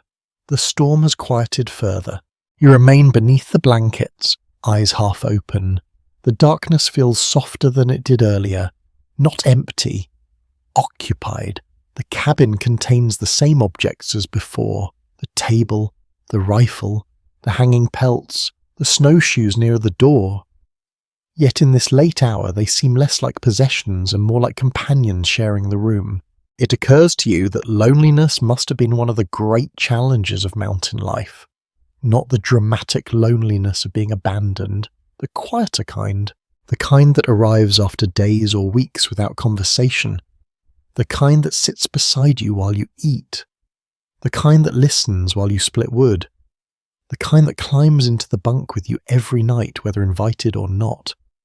You stare at the ceiling beams, black shadows stretch between them. How long could someone stay alone in a place like this? The answer probably varied enormously. Some people thrive in solitude. Others begin naming coffee cups by the second afternoon. Letters, journals, and memoirs from isolated regions reveal a wide range of experiences. Some trappers described freedom, peace, and independence. Others admitted to boredom, homesickness, or a hunger for conversation that no amount of scenery could satisfy. Human beings are social creatures, even the stubborn ones, especially the stubborn ones, though they rarely admit it. You pull the blanket closer around your shoulders. The fur robe traps a pocket of warmth beneath it. Outside, snow continues falling. Inside, your thoughts wander. You imagine the trapper who owns this cabin returning after a long day on the line. No visitors, no news, no conversation, only the familiar ritual. Open door, feed fire, check supplies, prepare food, repair something, sleep, repeat. The routine has a certain comfort to it. Yet routines can become lonely companions if repeated long enough. A story preserved in several forms across the mountain west tells of solitary woodsmen who spoke regularly to their horses, dogs, mules, or even tools. Whether every version is true hardly matters. The story survives because it feels believable. When people spend enough time alone, conversation tends to find creative opportunities. You glance toward the coffee cup on the table. For a brief moment, you understand the temptation. Good evening, Mr. Cup. Good evening. Any opinions on the weather? Still snowing or an excellent analysis? Loneliness avoided. Problem solved. You smile faintly beneath the blankets. The smile fades as another thought arrives. Memories. People living in isolated places often carried entire communities inside their minds. Family members, friends, old co-workers, trading partners, neighbours, voices remembered long after they disappeared from daily life. The human brain is remarkably good at replaying company when company is unavailable. You imagine the trapper sitting beside this same fire months earlier, staring into the flames while remembering another town, another season, perhaps a conversation from years ago, perhaps a dance hall, perhaps a family dinner, perhaps a railroad station, perhaps a face. The mountains offer solitude, but memory rarely respects geography. A practical observation from many frontier accounts is that winter evenings encouraged reflection. Darkness arrived early. Travel became difficult. Work often slowed after sunset. Firelight created long stretches of quiet during which thoughts had room to wander. You're experiencing that same effect now. The cabin almost invites reflection. its silence leaves space for it. The fire gives you something to watch while doing it. Outside, a branch releases snow with a soft thump. The sound drifts through the darkness and disappears. You listen. Nothing follows. Then you hear another noise, tiny, almost insignificant, a faint scratching somewhere inside the wall. You freeze. The scratching stops, then resumes briefly. A mouse, almost certainly a mouse. You feel oddly reassured. If a creature small enough to fit inside the walls believes the cabin is a reasonable place to spend the storm, perhaps that says something positive about your accommodations. Many frontier buildings hosted unofficial residents. Mice, squirrels, insects, and other small visitors often found ways inside despite every effort to exclude them. Complete victory against determined wildlife was rare. The scratching stops again. Silence returns. The cabin resumes its familiar breathing. Researchers examining isolated occupations often note that people develop rituals to maintain emotional stability. Some write journals, some follow strict routines, some create projects, some read, some carve wood, some play cards alone, some count supplies, some repair things that barely need repair. Structure helps. The record remains incomplete regarding how the individual trappers handled long periods of isolation, but surviving accounts suggest remarkable variety. There was no single frontier personality. Some sought solitude. Others endured it. Many moved somewhere between those positions depending on season, age, and circumstance. The fire shifts. A coal moves apart. Red light brightens briefly beneath ash. You watch it through half-closed eyes. The glow reminds you of a distant town seen across darkness. Small, steady, welcoming. You wonder how many evenings passed in this cabin before your arrival. Hundreds, perhaps, maybe more. Each with its own weather, its own worries, its own repairs, its own meals, its own memories. The thought gives the room a deeper feeling. The cabin is not merely a structure, it is a collection of evenings, a collection of winters, a collection of ordinary nights that accumulated into a life. Outside, the storm continues covering the mountains. Inside, time seems to slow. The coffee cup waits on the table. The cards remain tied together.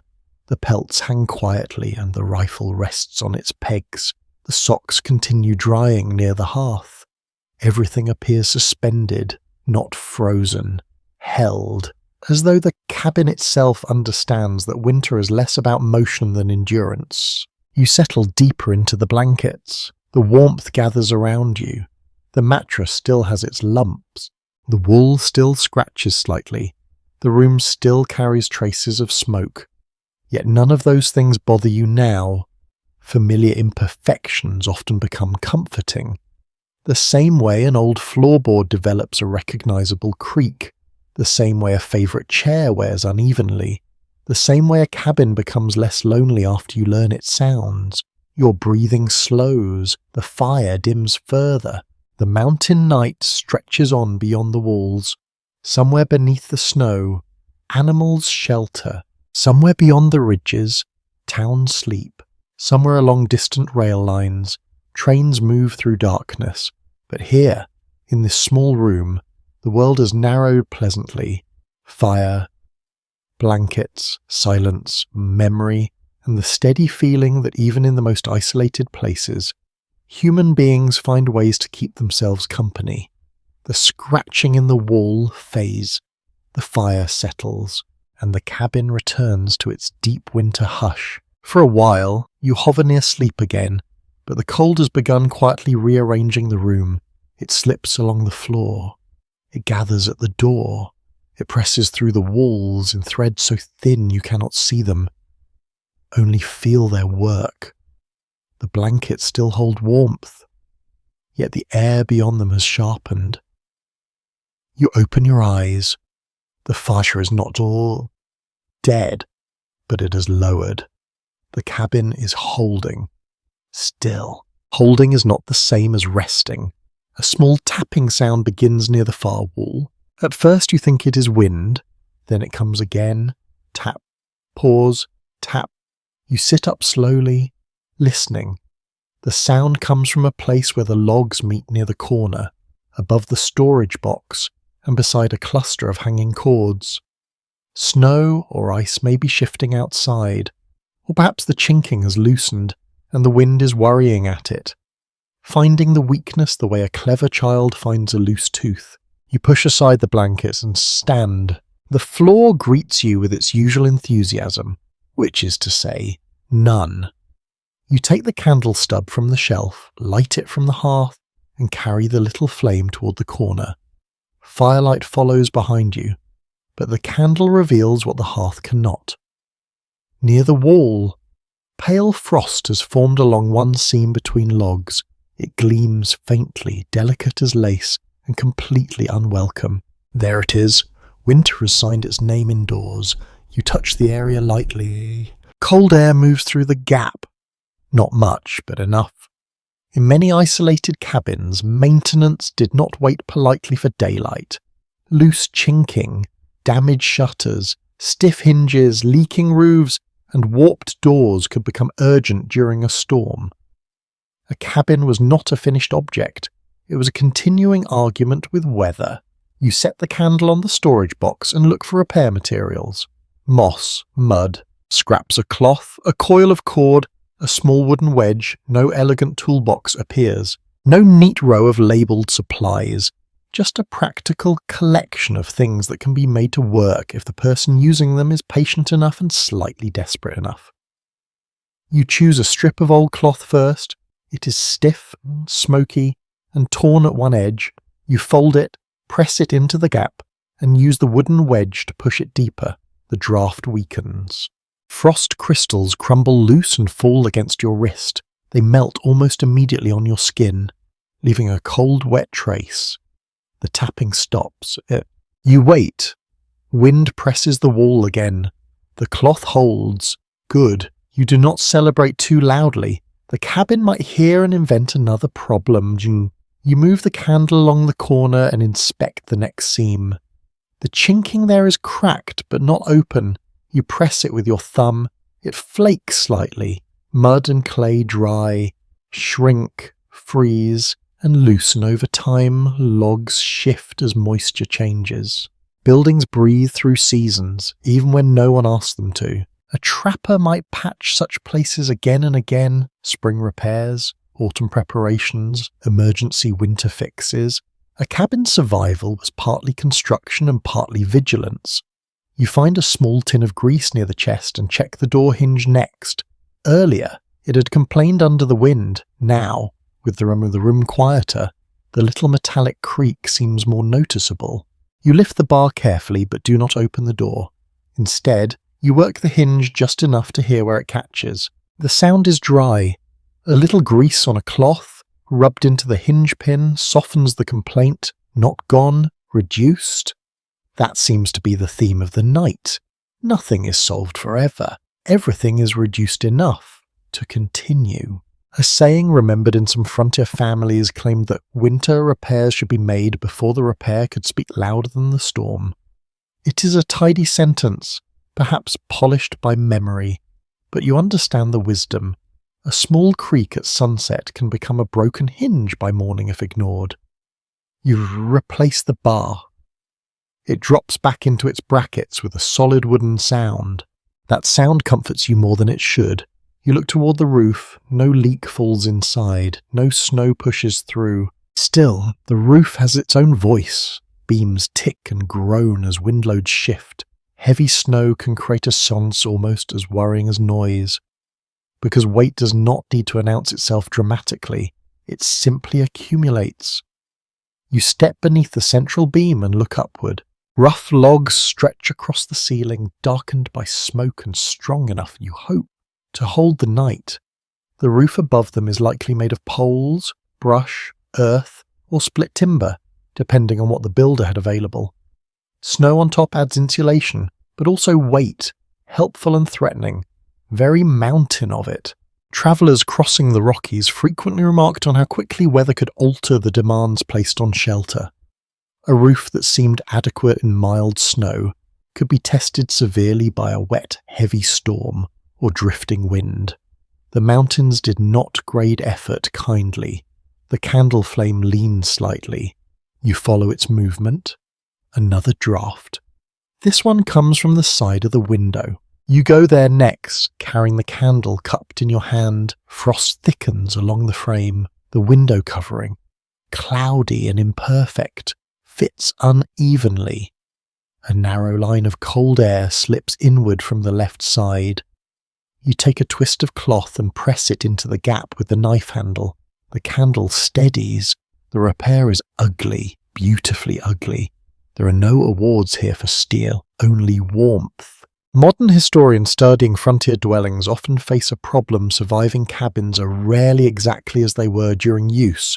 They may have been rebuilt, restored, romanticized, or stripped of ordinary clutter. The actual lived experience, the little drafts, the smoky walls, or the temporary patches, can be harder to recover than the logs themselves. Tonight, those small details feel like the true history. Not the dramatic silhouette of a cabin against snow, the cloth in the window crack, the greased hinge, the frost in the seam, the loose mud under your fingernails. You return to the hearth and blow out the candle. Its smoke curls upward briefly, joining the older smoke scent of the room. Firelight takes over again, softer and warmer than the candle's sharp glow.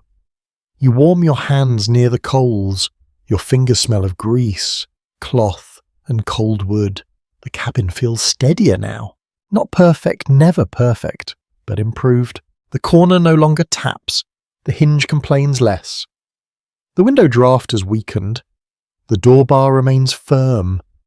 These small repairs have changed the room's mood, as if the shelter itself has settled more comfortably into the night. You glance back at the patched corner. It looks unimpressive, a strip of dirty cloth wedged between logs, yet that little strip matters. This is how endurance often looks in real life. Not grand, not poetic. Sometimes it is simply something shoved into a crack before the cold gets ideas. You climb back into the bunk. The blankets have cooled, but your body quickly begins warming them again. The fur robe settles over your chest. The repaired cabin seems quieter now, and whether that quiet is real or only earned by effort, it feels deeply pleasant. Outside, snow continues building against the walls. Inside, the patches hold. The fire glows. The hinge rests. The window still leaks a little, because history refuses to become too comfortable. But the room is safer than it was a few minutes ago. And as you close your eyes again, you understand that winter survival is rarely one heroic act. It is many small attentions, repeated patiently, until morning finally agrees to arrive. The little repairs have done their work. The cloth tucked into the wall seam remains in place so that the hinge has stopped announcing its opinions every time the wind shifts. The draft near the window is weaker now, reduced to a faint thread of cold that no longer seems determined to win an argument with the fire. Wrapped beneath blankets and fur, you drift once more into sleep. This time, when you wake, something has changed. The darkness is different, not gone, thinned. You open your eyes slowly. The fire still glows, though only barely. A low bed of coals rests beneath grey ash. The room exists mostly in shadow now, but there is a subtle difference near the window. The blackness beyond it has softened into a deep charcoal colour. Dawn is still far away, yet the night has begun surrendering. You lie still for a moment, listening. The storm remains present, but its voice has changed. Earlier it shouted, now it mutters. Wind still moves across the cabin roof, but the long, violent gusts have become less frequent. Snow still falls, but more gently. The mountain seems tired. You understand the feeling. The blankets are warm enough that staying where you are feels entirely reasonable. Unfortunately, the fire has other plans. Left alone much longer, it will fade too far. You sigh softly. The coals, meanwhile, offer no assistance whatsoever. You sit up. The room greets you with cold air, not severe, not comfortable, a sort of chilly reminder that civilization remains several hundred miles away from inventing central heating for your benefit. You pull the fur robe around your shoulders and cross to the hearth. The coals glow faintly when disturbed. Good, still alive. You add a few pieces of kindling and kneel close. Small flames appear after a minute, delicate and pale. They spread slowly along the dry wood. The process feels familiar now. You understand the rhythm. Patience first, fuel second, warmth third, and nothing can be rushed. You feed the fire carefully until it begins breathing on its own again. Soon the familiar orange light returns. The cabin awakens with it. The table reappears from shadow. The hanging pelts regain shape. The rifle becomes visible above the wall. The room seems to stretch and yawn. You hang the kettle over the fresh flames. Water sloshes inside. Enough remains for coffee. Excellent. A winter morning without coffee may technically exist, but there seems little reason to encourage it. As the water warms, you move quietly through the cabin. The socks drying near the fire are finally ready. Warm, dry, slightly stiff, a tremendous improvement over cold and wet. You fold them and place them near the bunk. Mountain travelers frequently learn that drying clothing overnight was as important as gathering food. Damp garments could become dangerous quickly in freezing weather, especially if a person needed to travel again the next day. The practical realities of winter rarely allowed laziness to remain hidden for long. You lift the lid from the bean pot. The leftover stew has thickened considerably. A spoon can almost stand upright inside it. Almost. You stir it and place the pot closer to the fire. Breakfast, it appears, will be yesterday's supper wearing a different name. The smell slowly returns to the room. Beans, meat, smoke, comfort. The kettle begins to murmur. Soon afterward comes one of the finest sounds in any remote cabin, coffee being poured. The liquid streams into a tin cup, dark and steaming. You wrap both hands around it immediately. Heat flows into your fingers. The scent rises toward your face, bitter, strong, perfect. You take a cautious sip. Your tongue regrets it. Your spirit approves. Outside, faint light continues gathering. The window remains frosted, but you can now distinguish pale grey beyond the ice crystals. Morning approaches, not quickly. Mountain dawns in winter often unfold gradually, especially during storms. The world brightens by degrees rather than dramatic transformation. You sit near the hearth with your coffee and watch the fire. For several minutes, nothing happens, and it is wonderful. No repairs, no drafts, no midnight chores, just warmth. The simple act of existing beside a fire. A small tradition remembered in some isolated camps involved beginning the day with a few quiet minutes before any work started. No rush, no conversation, just coffee and observation. Whether it was habit, reflection, or simple reluctance to face the cold, it appears to have been surprisingly common. You understand immediately. There is wisdom in allowing the day to arrive before chasing it. The stew begins bubbling gently. You stir it again. Steam rises toward the rafters. The smell fills the cabin. Outside, a faint thump echoes somewhere beyond the wall. Perhaps snow falling from a tree branch. Perhaps a drift shifting under its own weight. You listen briefly. Nothing follows. The mountains continue minding their own business. The fire brightens further. Fresh wood catches. Golden light spreads across the floor. The patched wall seam you repaired earlier becomes visible. It does not look impressive. It looks exactly like what it is, a strip of cloth pushed into a crack during the middle of the night, and yet you feel oddly proud of it. Frontier life offered many opportunities for practical satisfaction. Not glory and not fame, just the quiet pleasure of solving small problems before they became larger ones. Researchers studying daily life in remote regions often note that survival depended heavily upon routine competence. Extraordinary moments make exciting stories. but ordinary preparation prevented many disasters from occurring at all. The cabin is a monument to ordinary preparation. The stacked wood, the dried food, the patched blankets, the repaired hinge, the bucket of water, the spare socks. Each one represents a problem solved in advance. You eat a little stew from the pot. The flavours have deepened overnight, or perhaps your standards have simply adjusted. Either way, it tastes excellent. Outside, the sky continues brightening. The storm still lingers. But morning is clearly winning. The darkest hours have passed. You finish the coffee slowly. The cup warms your hands until the final sip. Then you sit quietly once more. The cabin seems gentler in dawn light. Not larger, not cleaner, not warmer necessarily, just friendlier. The shadows are retreating. The objects around the room feel less mysterious. The night has revealed their purpose. The coming day will reveal their use.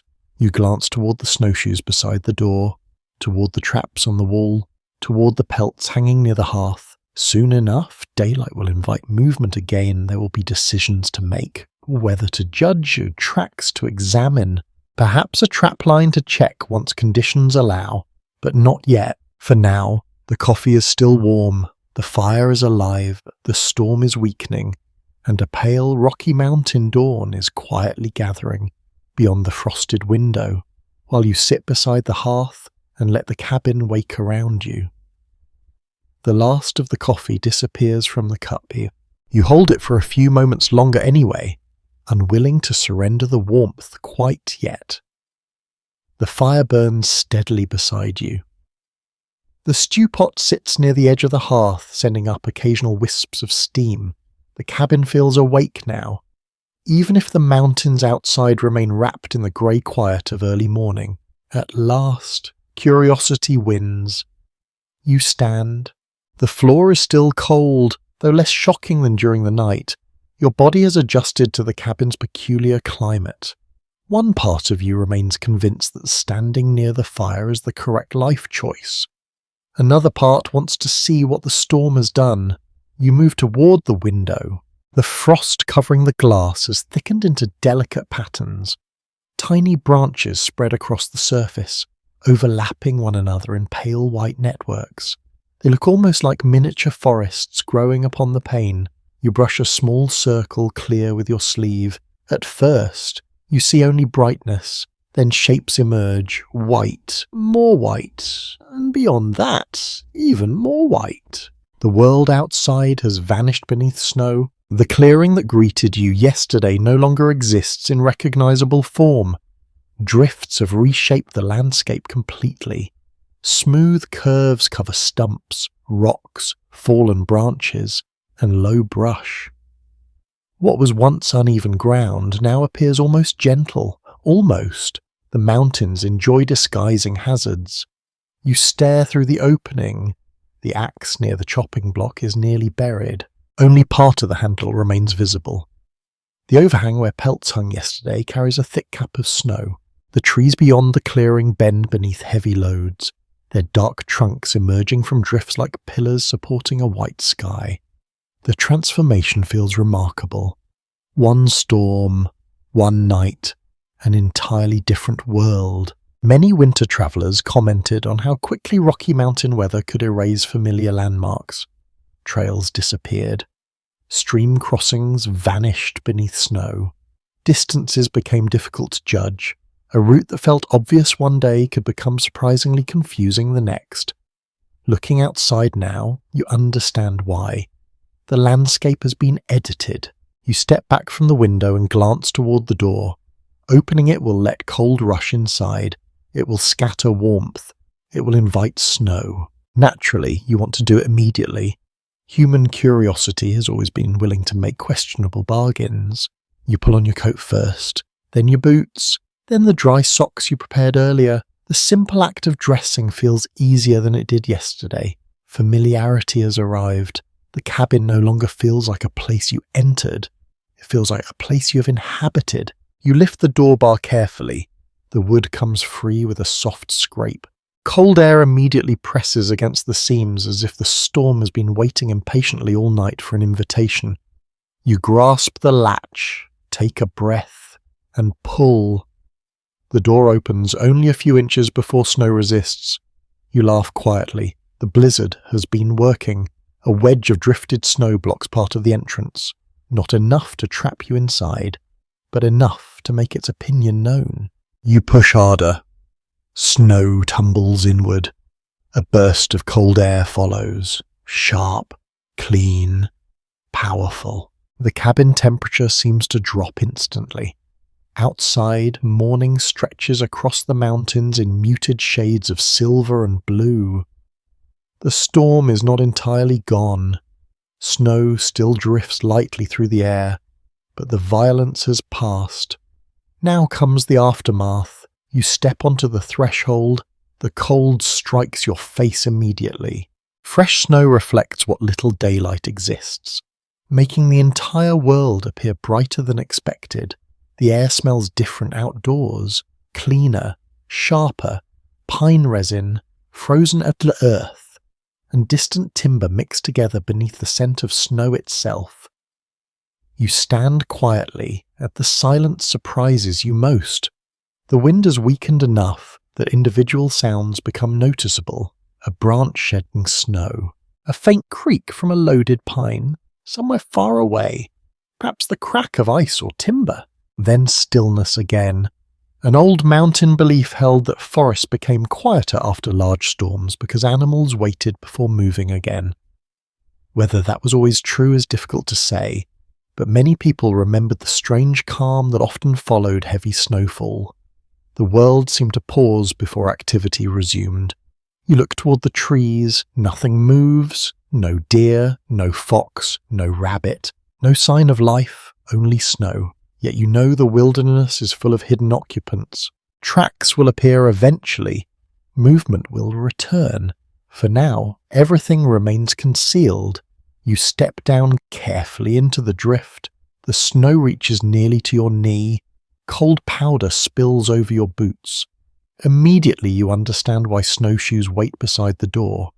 Without them, travel would become exhausting very quickly. Across much of the mountain west, winter mobility depended upon specialized equipment. Snowshoes varied in design depending on terrain, local traditions, and available materials, but their purpose remained the same. Spread your weight, stay above the snow, preserve energy. The principle sounds simple. The alternative sounds exhausting. You walk only a short distance from the cabin, far enough to see, not far enough to be foolish. The roof carries a thick blanket of snow now. Smoke rises from the chimney in a narrow grey ribbon. Against the white landscape, the cabin appears even smaller than before. A tiny shape, a fragile shape, yet somehow reassuring. You turn slowly. Mountains surround the clearing on every side. Ridges fade into cloud. Dark timber climbs the slopes. Snow softens every contour. The entire scene feels ancient, timeless. Then you remember the railroad tracks somewhere beyond these mountains. The telegraph lines, the growing towns, the factories producing tools and goods. The year is 1886, yet standing here it could almost be 50 years earlier. Contemporary observers often remarked on this contrast. Modern developments reached many regions of the West, but isolation persisted in countless valleys, camps, ranches, and mountain settlements. Progress did not erase geography. Geography negotiated terms. You breathe deeply. Cold air fills your lungs. The sensation is almost painful, almost exhilarating. Then your nose reminds you that admiration has limits. You retreat toward the cabin. Warmth suddenly seems like an excellent idea again. You step inside and close the door behind you. The contrast is immediate. The cabin smells of smoke, coffee, wool, and stew. The fire crackles softly. The air feels wonderfully warm despite its imperfections. You replace the door bar. The familiar sound settles into place. Reliable. Comforting. For a few moments, you stand beside the hearth without speaking. simply letting feeling return to your fingers. Outside, the storm has revealed what it accomplished during the night. Drifts, buried trails, heavy trees, a transformed landscape. Inside, the cabin remains unchanged. The same table, the same bunk, the same patched wall, the same far. The mountain has rewritten the world beyond the door, but the little room still holds together exactly as intended. And as the pale light of morning grows stronger through the frosted window, you begin to understand that surviving winter is not about conquering the mountains. It is about respecting them long enough to see another sunrise. The warmth of the cabin holds you for a few more quiet minutes. You stand near the hearth, letting feeling return fully to your fingers after that first look outside. The fire has strengthened. The stew pot keeps its slow morning breath. The patched wall seam remains obedient. Through the frosted window, pale daylight continues spreading over the buried clearing. Then your gaze returns to the snowshoes. They lean beside the door where they have waited all night, patient and necessary. Beyond that door lies the trapline. Not far, perhaps, or perhaps farther than anyone would enjoy after a storm like this. You know enough now to understand that checking traps is not a romantic stroll through powdery scenery. It is work, cold work, careful work, work that begins with questions. Is the weather safe enough? How deep are the drifts? Has the trail vanished completely? Will the light hold? How much energy can you spend and still return warm? The cabin seems to ask those questions with you. You pull on your coats, then the dry socks, then boots, stiff but manageable. You wrap cloth around your hands before pulling on gloves. The wool still smells faintly of smoke from the night. You take the snowshoes and turn them over in your hands. Their frames are curved and worn smooth. Rawhide lacing crosses through the middle in a pattern that looks delicate but is built for pressure. You fasten them awkwardly at first. The straps resist. Your fingers fumble. History remains deeply unimpressed by your modern coordination. Eventually they are secured. You lift the door bar. Cold waits outside like a very punctual appointment. The door opens with effort. Snow scrapes against the lower edge. Morning light spills in, bright enough to make you squint. You step out onto the drift, and the snowshoes do what they promised. Instead of sinking to your knees, you settle only slightly into the surface. It feels strange, wide, clumsy, effective. Hunters working high elevations learned that moving through deep snow without proper equipment could exhaust a person quickly. Snowshoes, skis in some regions, sleds, and pack trails turned winter travel from nearly impossible into merely difficult, which was considered a major improvement by people with realistic standards. You move slowly across the clearing. Each step requires thought. Lift. Set. Shift weight. Do not cross one shoe over the other unless you would like to fall face first into history. The cabin behind you sends smoke into the pale sky. Its chimney plume rises almost straight now, suggesting the wind has weakened considerably. Snow still falls, but lightly, almost lazily, as if the storm has spent its temper. You follow the faintest suggestion of a route toward the trees. The old trail is gone, but not entirely. A shallow depression remains where previous travel compressed the snow. Your eyes search for small differences in texture and shadow. It is not easy. The morning light flattens the world, turning bumps and hollows into misleading softness. Under the trees, snow lies unevenly. Branches overhead have caught some of it, creating pockets where the ground is less buried. Other places hold deep drift shaped by wind. You move carefully, placing each snowshoe where the surface seems firmest. The first trap set lies near a small stream, or at least where a stream should be beneath ice and snow. You recognize the place by the leaning pine beside it and the low bank rising beyond. The trap itself is nearly hidden. Only a marker, a small bent twig tied with a strip of cloth, shows where to look. You stop. The air feels colder here. The trees hold silence close. You kneel slowly, brushing snow aside with a gloved hand. Nothing. The trap has not sprung. Its jaws remain set beneath a thin cover of snow and debris. You do not disturb it more than necessary. A careless hand can be injured quickly, and frontier traps were not designed with your comfort in mind. You check the chain, still secure. The covering, still reasonable. Then you stand, no animal. Small relief passes through you. Then a small disappointment. Both feelings arrive honestly. Trapping carried moral complexity even in the 19th century. For many people, it meant income, clothing, and survival. For modern listeners, and for some people even then, the suffering involved is harder to ignore. The past is rarely tidy enough to admire without discomfort. You continue along the line. The second set lies near a fallen log where tracks might funnel through a narrow passage. Fresh snow has softened everything. You see no clear print at first, only small dimples where snow fell from branches. Then, near the log, a faint trail crosses the drift. Rabbit, perhaps. Small paired marks, light, almost erased. The trap is untouched. You brush snow from the marker and reset the covering. A bit of camp wisdom advised trappers not to trust the first track after a storm, because falling snow can turn one animal's neat trail into a mystery worthy of a courthouse. That advice sounds humorous, but it reflects real caution. Weather edits evidence. It blurs timing, size, direction, and intention. You follow the line farther than feels sensible, then stop and look back. The cabin is no longer visible through the trees. That fact tightens something inside you. Not fear exactly, awareness. The world is very white. The trees look similar. The storm has hidden many markers. You turn slowly until you identify the shallow trough of your own snowshoe prints.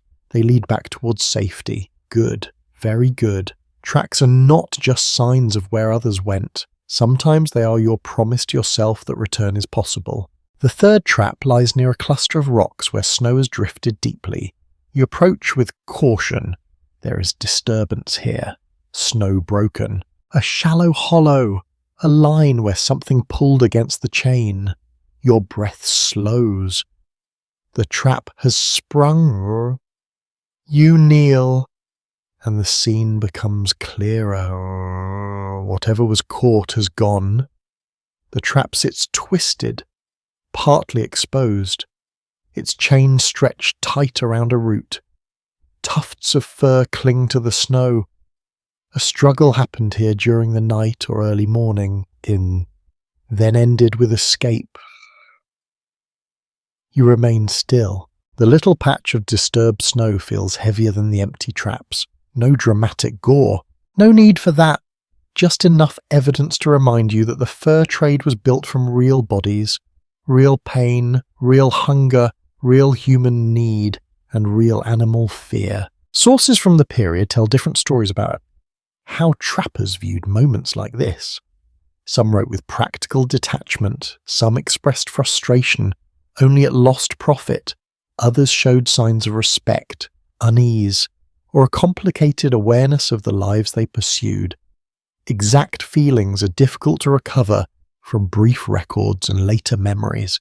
You reset the trap slowly, not because the act feels simple, because the life of 1886 asks for it within this story. Snow falls lightly onto your sleeve. You cover the set again, making it appear natural. Then you stand and look around. The forest remains beautiful. That is almost unfair. Soft snow on branches, blue-grey shadows beneath pines, a pale sky opening above the ridge. Beauty does not cancel harshness. Harshness does not cancel beauty. The mountains insist on holding both. You turn back towards the cabin. The return feels longer. Your legs work harder now. Snowshoes help, but they do not make walking effortless. Your shoulders ache from balancing. Your breath comes in visible clouds. The cold presses against your cheeks and nose. At last, through the timber, you see smoke, a thin grey ribbon rising from the clearing. The cabin appears beneath it, small and dark against snow. Relief warms you before the fire can. You cross the final stretch carefully, stepping over drifts shaped by the storm. When you reach the door, you pause and look back at the line of prints you have made across the clearing. By afternoon, snow may soften them. By night, they may vanish. For now, they connect you to the trees, the traps, the storm, and the work that pulled people into these mountains. You open the door, warm, smoky air meets you. The cabin receives you without comment, which is exactly the welcome you need. Warm, smoky air folds around you the moment the door closes. The contrast is astonishing. Only seconds ago, cold surrounded every part of you. Snow reflected pale light into your eyes. The forest stretched outward in silence. Each step demanded effort. Now the cabin wraps itself around you again like a familiar coat. You replace the bar across the door. The solid wooden thump feels satisfying. Outside remains outside, inside remains inside. The arrangement seems entirely reasonable. You stamp snow from your boots and lean the snowshoes against the wall. Tiny clumps fall from the rawhide webbing and melt onto the floor. Your coat carries a dusting of powder across the shoulders. As the warmth reaches it, droplets begin forming immediately. The cabin smells stronger than before. You notice it at once. Smoke, coffee, beans, wool, fur, wood, a faint trace of damp clothing. It is the smell of a place actively occupied rather than merely visited. You remove your gloves, your fingers feel stiff, not dangerously so, just tired. The kind of tired that settles into joints after working in cold air. You hold your hands near the fire. The warmth arrives slowly, first discomfort, then tingling, then relief. A trapper might spend half the winter repeating this ritual. Cold hands, warm fire, cold hands, warm fire.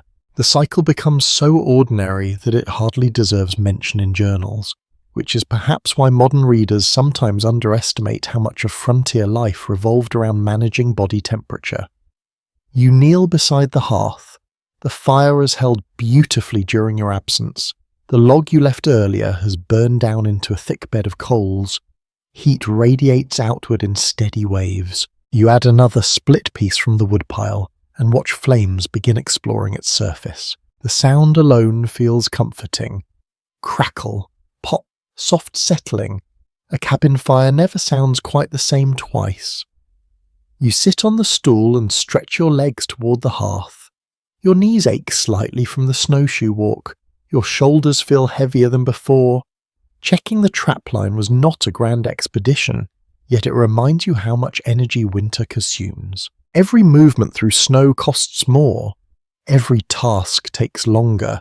Every mistake asks a larger price. Supply records from remote mountain regions often reveal surprisingly high consumption of food, fuel, and clothing. Winter demanded constant expenditure of resources simply to maintain ordinary life. Staying alive required calories, wood, effort, and planning in quantities that can seem startling to modern readers. You glance toward the stew pot. Calories. There they are, waiting patiently. You lift the lid, steam rises immediately. Excellent. The stew has thickened further, reaching a state that might be described as substantial. A spoon now stands confidently in the mixture. It looks less like soup and more like an argument between beans and gravity. You stir it anyway. The cell fills the room. Your stomach responds enthusiastically. Outside, the storm may be weakening, but the cold remains very real. The body understands that food equals heat. Somewhere deep inside, ancient instincts are nodding approvingly. You ladle a portion into a bowl. The metal warms your hands almost instantly. A simple meal, a welcome one. You eat slowly while staring into the fire. The events of the morning replay in your thoughts. The untouched traps, the rabbit trail, the disturbed snow near the sprung set, the cabin disappearing among trees, the relief of seeing chimney smoke again. That last memory lingers. The sight of smoke rising through cold air carries a special power, not because smoke is beautiful, because smoke means people, shelter, warmth, food, a place to return. Many travellers crossing isolated regions described spotting distant smoke with genuine excitement. Long before seeing a building, smoke announced its presence. It served as a signal visible across valleys and ridges, often carrying emotional significance far beyond its practical function. You understand that completely now. The bowl gradually empties, the fire gradually brightens, the cabin gradually dries. Your coat hangs near the hearth, releasing moisture. Small droplets run down the fabric. Your boots sit nearby, close enough to warm but far enough to avoid damage. Experience teaches balance. Too much heat can be nearly as troublesome as too little. An old woodsman's joke claimed that there were only two ways to dry boots in winter: too slowly or too fast. The punchline involved ruining them either way. Like many frontier jokes, it probably emerged from repeated personal experience. You smile faintly, then finish the last spoonful. For several minutes afterward, you do nothing productive. Then anyway, you sit. You warm yourself, you listen. The cabin rewards stillness. A person can spend hours observing little changes here. A log shifting in the fire, steam rising from clothing, light moving across the wall, the sound of wind weakening outside. Time behaves differently in such places, not slower exactly, more noticeable. You rise eventually and inspect your gear. The snowshoes need brushing. Ice has formed around parts of the bindings. You scrape it away carefully with a knife handle. The rawhide must dry properly. Equipment ignored today becomes equipment that fails tomorrow. Across the frontier, maintenance occupied enormous portions of daily life. Tools required sharpening, leather needed oiling, clothing demanded patching, harnesses, traps, sleds, rifles, boots, and snowshoes all asked for attention. The work was rarely dramatic enough for adventure stories, yet it made the adventures possible. You set the snowshoes aside once finished. The cabin seems brighter now. Daylight enters through the frosted window with greater confidence. Shadows retreat towards the corners. The room reveals details hidden during the night, scratches in the table, repairs in the bunk frame, smoke stains above the hearth, small marks left by years of ordinary use. Every object contains history, not famous history, personal history, the sort created one day at a time. A missing notch from the knife slipping during repair work, a dark stain from spilled coffee, a patch sewn into a blanket after an unlucky encounter with sparks. The historical trail grows faint when trying to reconstruct the exact stories behind such marks.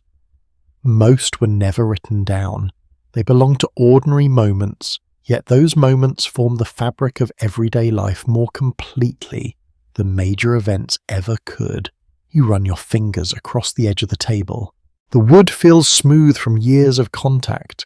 Someone sat here countless times, eating, repairing, reading, writing, waiting, perhaps even staring into space exactly as you are doing now.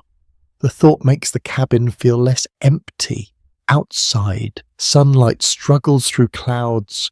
The world remains white and cold. Inside, warmth continues building. Your damp clothing dries. Your muscles relax. The ache in your legs softens. The trapline can wait until another day. The forest can keep its secrets a little longer. For now, the important journey has already happened. You left the cabin. You crossed the snow. You returned safely. And as you settle back beside the hearth with warming hands and tired limbs, you discover that the cabin feels different than it did yesterday. Not because it changed, because you did. It is no longer merely shelter. It has become home. If only for a little while. Home. The word settles into your thoughts more comfortably than expected, not permanently. Of course, this cabin is not your home in the lifelong sense. It is not the place where you grew up, nor the place where future generations will remember your name. Yet after a night of wind, cold, repairs, fire tending, coffee brewing, and cautious trips through deep snow, the little room has crossed some invisible boundary. It has become familiar. The fire crackles softly. Your coat dries beside the hearth. The snowshoes rest against the wall. The cabin no longer feels like a collection of objects. It feels like a collection of stories. You find yourself studying the room again, not for practical reasons this time, out of curiosity. The daylight has improved enough that details emerge more clearly. Marks hidden by firelight now appear openly across the surfaces around you. A notch in the table, a scratch in the chest, a dark stain near the hearth, a repaired corner on a blanket. Each one invites question. You rise from the stool and walk slowly toward the table. The notch catches your attention first. It is not large, just a shallow cut near one edge where a blade slipped years ago. You run a finger across it. The wood feels smooth from age. Whatever happened here occurred long before your arrival. Perhaps someone sharpened a knife. Perhaps they cut leather. Perhaps they were distracted by a conversation. Perhaps they were distracted by absolutely nothing and simply had an unfortunate moment with a sharp object. History rarely records such events, yet the mark remains. A practical truth about material history is that everyday objects often preserve traces of ordinary lives far better than written records. Documents may tell you what people bought, sold, built, or claimed, where marks tell you how things were actually used. The notch says someone worked here. That's enough. You move toward the chest. The lid bears dozens of scratches. Some are shallow, others cut deeper into the wood. Years of opening, closing, stacking, dragging, and handling have left their signature. You imagine the chest arriving at the cabin long ago, perhaps carried by wagon, mule, sled, or sheer stubbornness. Now it sits quietly beneath the wall.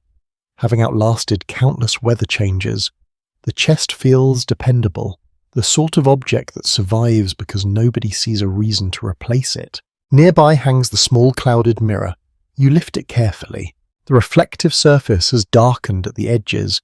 Tiny spots interrupt the image. Your reflection appears warped and imperfect. Perhaps that is fitting. Nothing in the cabin is flawless, yet almost everything works. There is wisdom in that. Many goods reaching remote regions travelled long distances through rail depots, trading posts, freight routes, wagon roads, and supply networks. By the 1880s, manufactured items could reach surprisingly isolated places, but replacement remained expensive and uncertain. People tended to repair possessions repeatedly rather than discard them. You glance at the patched blanket folded near the bunk. The repair is obvious. Different fabric, different stitching, no attempt to hide it. Modern consumers often expect repairs to become invisible. Frontier repairs were frequently proud of surviving. The blanket seems to say, yes, I was damaged, and yes, I am still here. An old camp story once described a trapper whose favourite coat carried so many patches that visitors could no longer determine which piece was original. Whether the tale is true hardly matters. The humour survives because the idea feels believable. You look around the cabin. Several objects seem to qualify. The hinge you greased, the wall seam you stuffed with cloth, the patched blanket, the repaired trap. Nothing here has escaped maintenance. You sit again beside the hearth. The warmth feels pleasant after moving around the room. The fire illuminates the hanging pelts nearby. Those pelts carry stories too, not only of animals, of labour, preparation, markets, weather, decisions. Every skin hanging there represents days or weeks of effort. Walking trap lines and checking sets, skinning, scraping, drying, protecting, transporting. A folded pelt appears simple until you imagine everything required to place it there. The same can be said for the cabin itself. You look upward, the roof beams stretch overhead. Dark, solid, reliable. Someone cut those logs, someone hauled them, someone lifted them into position, someone filled the gaps, someone repaired them later. Buildings often appear permanent once completed. causing people to forget the effort that created them.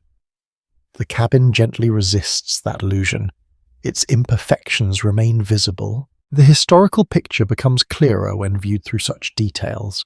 Grand events certainly shaped the 19th century, but daily life depended upon thousands of small acts of construction, maintenance, and adaptation.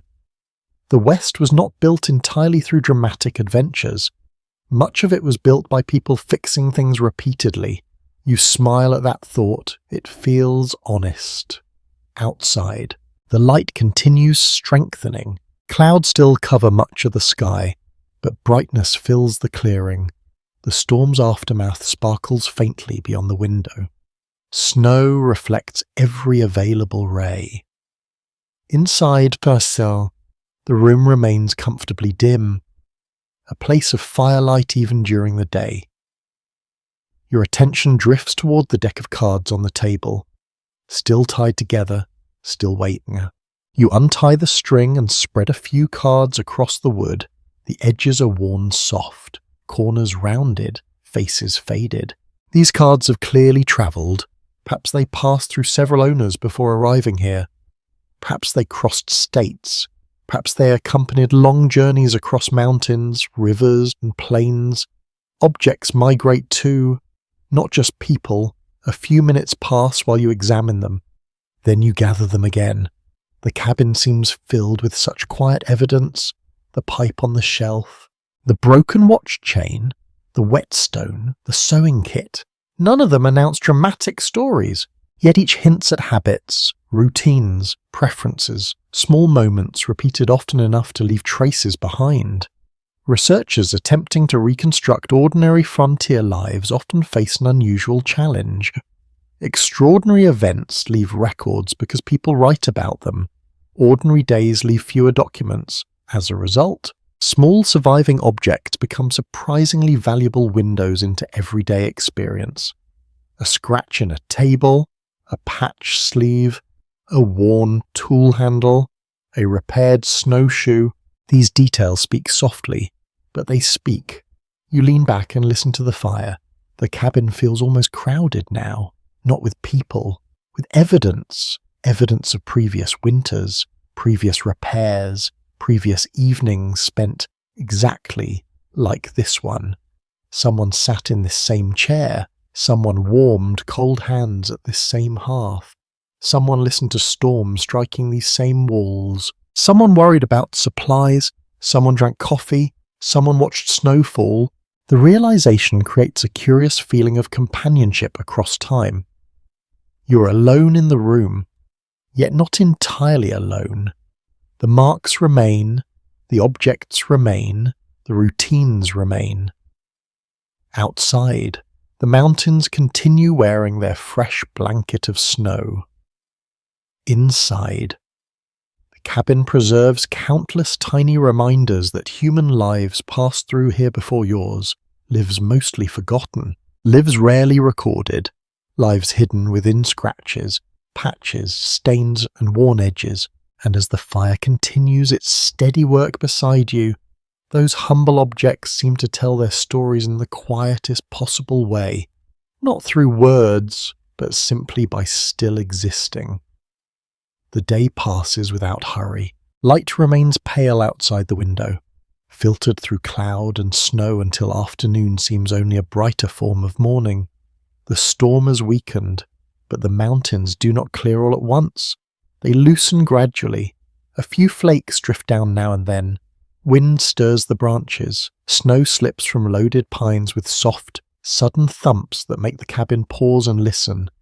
Inside, the room returns to its simple rhythm. Fire, food, drying clothes, quiet work. You spend part of the afternoon tending the hearth, part of it brushing snow from the threshold, part of it doing the kind of small task that would never become legend but would absolutely keep a person alive.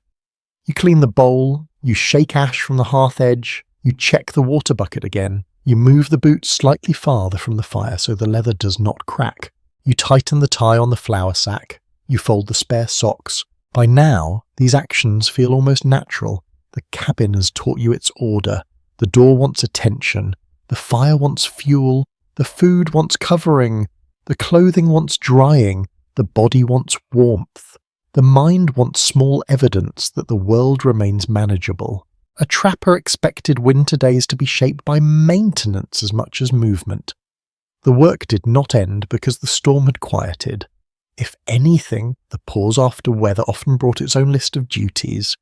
Clear snow, check tools, save heat, prepare for the next cold night. The mountains rarely offered a complete day off. They preferred to negotiate in chores. You sit at the table and take up the cards for a while, not for a real game, just to handle them. The worn deck slides unevenly beneath your fingers. Some cards bend more than others. A few are stained near the corners. You shuffle them clumsily, then stack them again. The sound is soft, paper against paper, strangely human in the small room. Mountain people like to joke that a man alone with a deck of cards would eventually lose to himself, accuse himself of cheating, and refuse to speak to himself until breakfast. The joke is silly, but the silence of the cabin makes it easy to understand. People needed games not only for amusement, but for rhythm, ritual, and the comforting illusion of company. You set the cards aside. Evening begins gathering early. You notice it first in the window. The pale grey outside deepens. The brightness on the snow fades from silver to blue. Shadows lengthen beneath the trees. The clearing seems wider now. Not because it has changed, but because daylight is withdrawing from its edges. The forest beyond the cabin grows dark in layers. You rise and add another log to the fire. This one is thicker, meant to burn steadily. The flames take slowly, then curl upward along one split edge. Soon warmth spreads again, touching the table, the stool, the hanging pelts, the wall where your patch still holds. That patch has become a little landmark.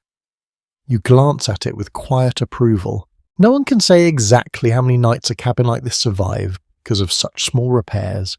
Nobody counted every scrap of cloth tucked into every crack, every hinge greased before it failed, every roof beam cleared before it sagged. Those details disappeared with the people who lived them. Yet standing here, you know they mattered. The fire brightens, the room glows amber, the outside world grows blue.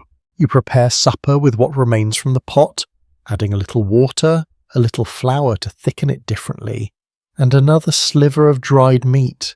It is not a new meal so much as the old one continuing its career. There is something comforting in that too. Waste is discouraged by the cabin itself. Every crumb looks like it has travelled too far to be treated lightly. The kettle heats again. Coffee returns. Its bitter scent lifts through the room, mixing with smoke and stew until evening feels complete. You eat slowly, listening to the softened weather. The spoon scrapes the bowl. The fire shifts. A branch outside releases snow. The door remains firm. The chimney draws well. For the first time since arriving, you do not feel the need to listen for danger every moment. You still listen. Of course you do, but your body has learned the ordinary sounds. The cabin's voice has become familiar. After supper, you clean what can be cleaned and leave what can wait. There is a practical mercy in knowing the difference. Not every task needs perfection before sleep. Some only need to be handled well enough for morning. You move the stool closer to the hearth and sit. The second evening does not feel like the first. Yesterday, the room was new and uncertain. The storm was loud. The door seemed fragile. Every object needed introduction. Tonight, the same space feels slower, gentler, almost companionable. The traps on the wall no longer startle you. The bunk no longer looks impossible. The smoke stains no longer seem grim. Even the floor, cold-hearted little thing that it is, has become part of the arrangement. Outside, the blizzard's remains drift across the clearing. A faint wind lifts loose snow from the surface and carries it low between the trees.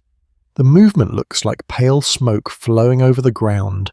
The sky above the ridge remains hidden by cloud, but somewhere beyond it the day is ending. In cabins across the mountain west, evenings often narrowed life to a few dependable actions: feed the fire, eat, mend, plan, sleep. Fancy clocks were not necessary. Light, temperature, hunger, and fatigue arranged the schedule well enough. You feel that old rhythm now. It is simple, not easy. There is a difference. Simple means clear. Easy means undemanding. This life is clear, but it asks a great deal. You take the broken watch chain from the shelf and turn it gently in your hand. Its metal is cold at first, then warms against your palm. Perhaps it once held a pocket watch. Perhaps the watch was sold, broken, lost, or left behind. Perhaps the chain remained because it was useful for tying something, or because throwing it away felt too final. Different memories could have lived inside such an object: a gift, a debt, a town, a person, a promise. Perhaps none of those. Perhaps it is only a broken chain. You set it back carefully. The cabin lets such questions remain unanswered. That too feels restful. Not every story must be solved. The fire deepens into a steady burn. You bank it more carefully this time. Preparing for the night before sleep forces the issue. A large log settles onto the coals.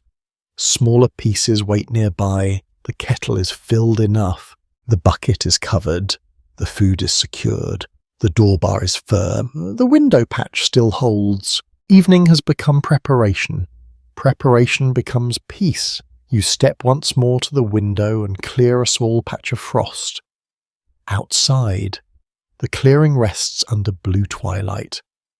Your snowshoe tracks from the morning are still visible, softened but not erased. They lead away from the cabin and back again. That matters. A little proof of leaving. A little proof of return. You stand there until the cold from the glass reaches your hand. Then you return to the hearth. The room glows around you. The second night settles gently over the cabin, softer than the first.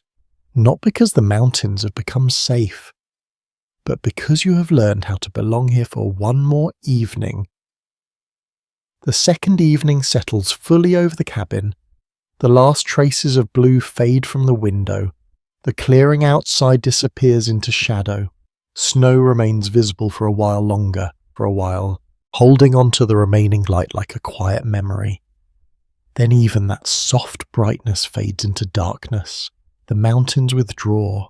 The cabin remains. You lower yourself onto the stool near the hearth and watch the fire. The flames move slowly tonight. No urgency. No struggle, just steady burning.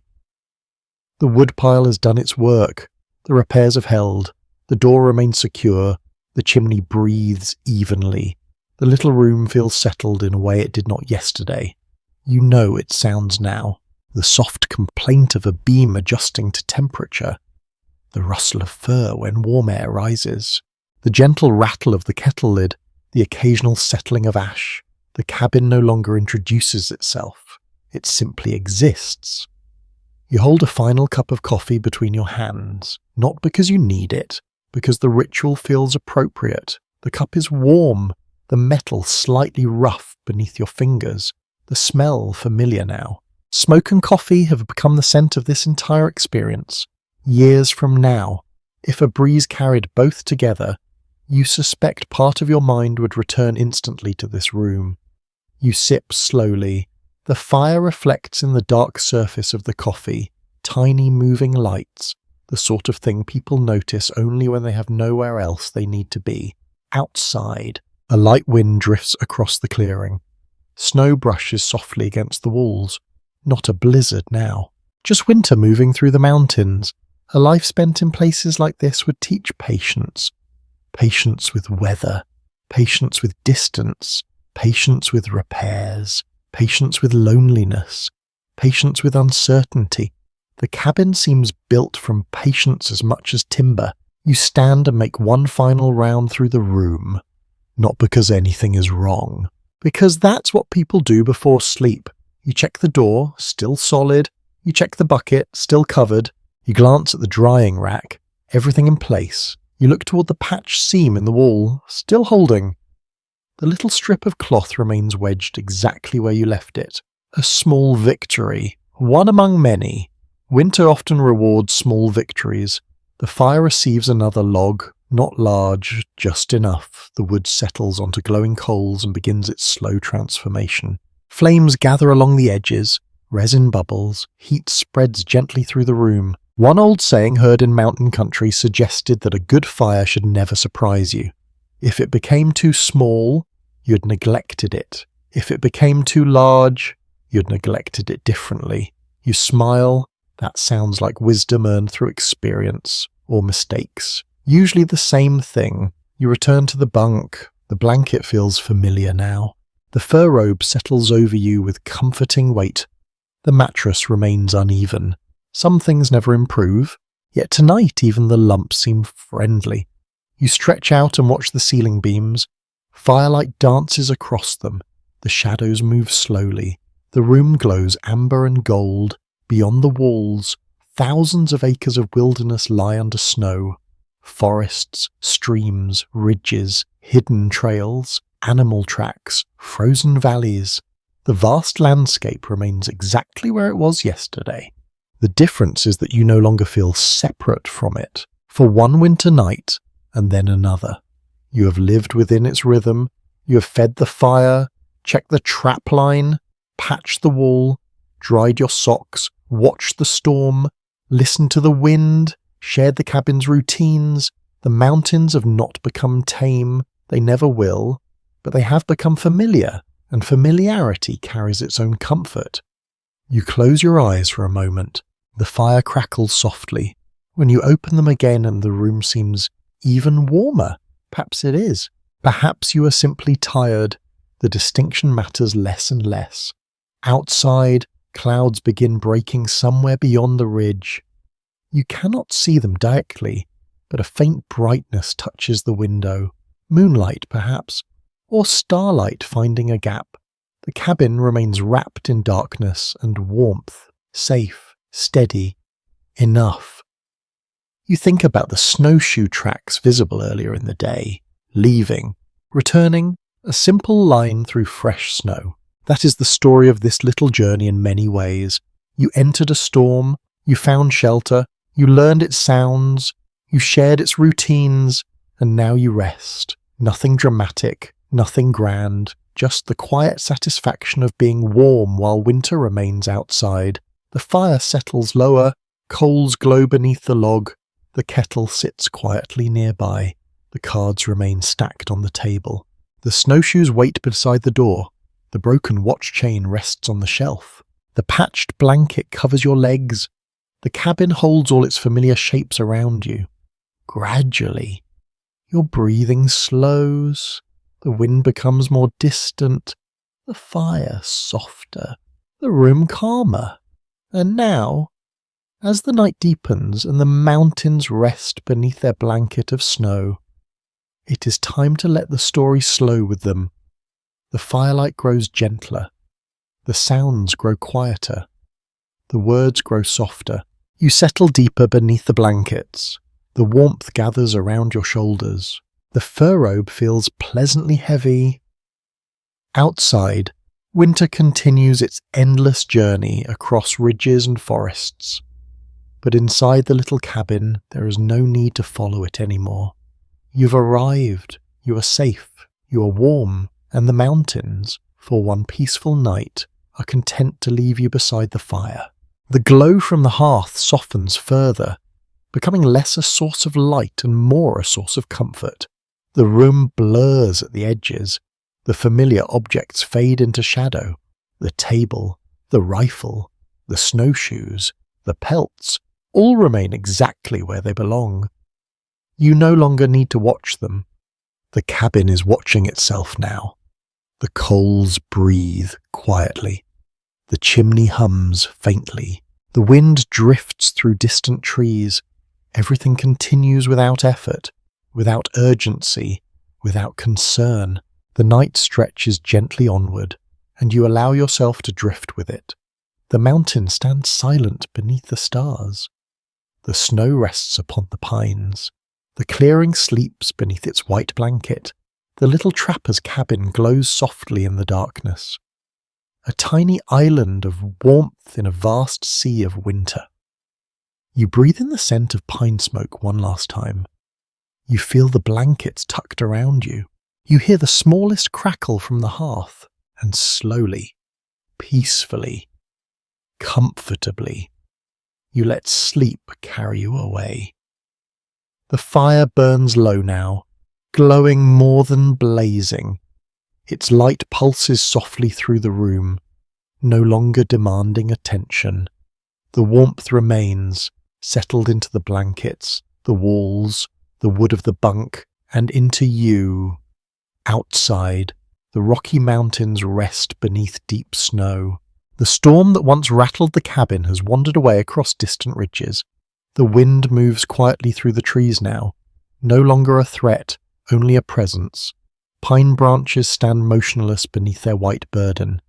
Hidden streams continue beneath the ice. Animal tracks wait for morning light. The wilderness carries on with its patient work. Inside, there is nothing left to do. The fire has enough wood. The door is secure. The bucket is covered. The clothing is dry. The trapline can wait. Tomorrow belongs to tomorrow. Tonight belongs to rest. You lie comfortably beneath the heavy blankets and furrow. The mattress no longer feels uneven. The cabin no longer creaks strangely. Even the little sounds that once seemed important have become familiar companions. The soft settling of ash, the whisper of the chimney, the occasional sigh of timber. The room feels timeless, as though countless winter nights have passed exactly this way. A fire, a shelter, a sleeping traveller. Snow beyond the walls. Perhaps that is why places like this remain so fascinating. Not because they were easy, not because they were romantic every moment, but because they remind us how much comfort can come from simple things when they are truly needed. Warmth, shelter, food, safety, a place to belong. Even briefly. The coals glow softer still.